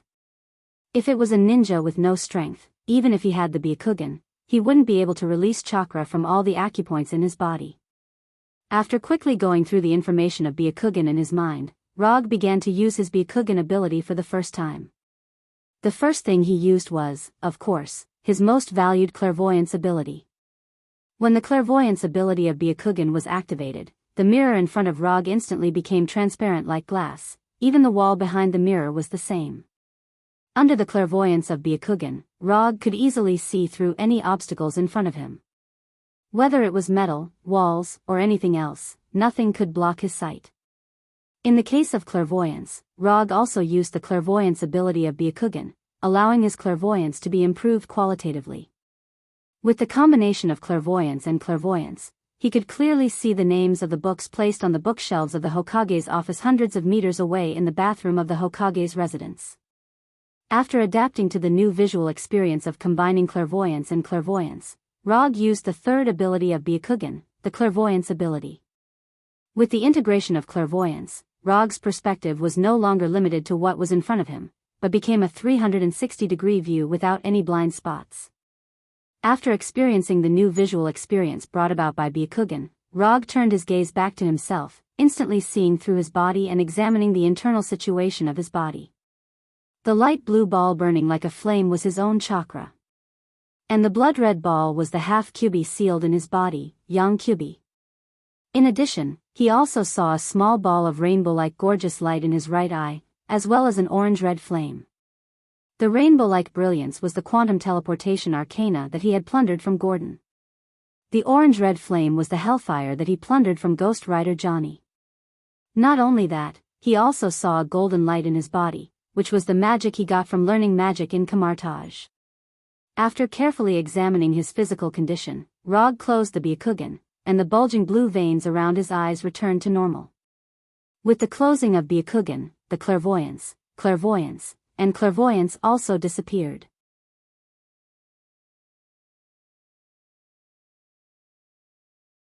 The appearance of Byakugan did not change the Sharingan, but replaced his original black eyes.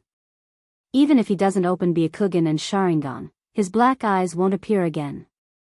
After a few seconds of sighing, Rog found a new set of clothes from the closet in the bedroom. After dressing up, he used quantum transmission to return to the office in the Hokage building, then turned on the computer and quickly typed. It didn't take long for him to type out all the cultivation methods of the Hashiman Tanku in his mind without missing a word.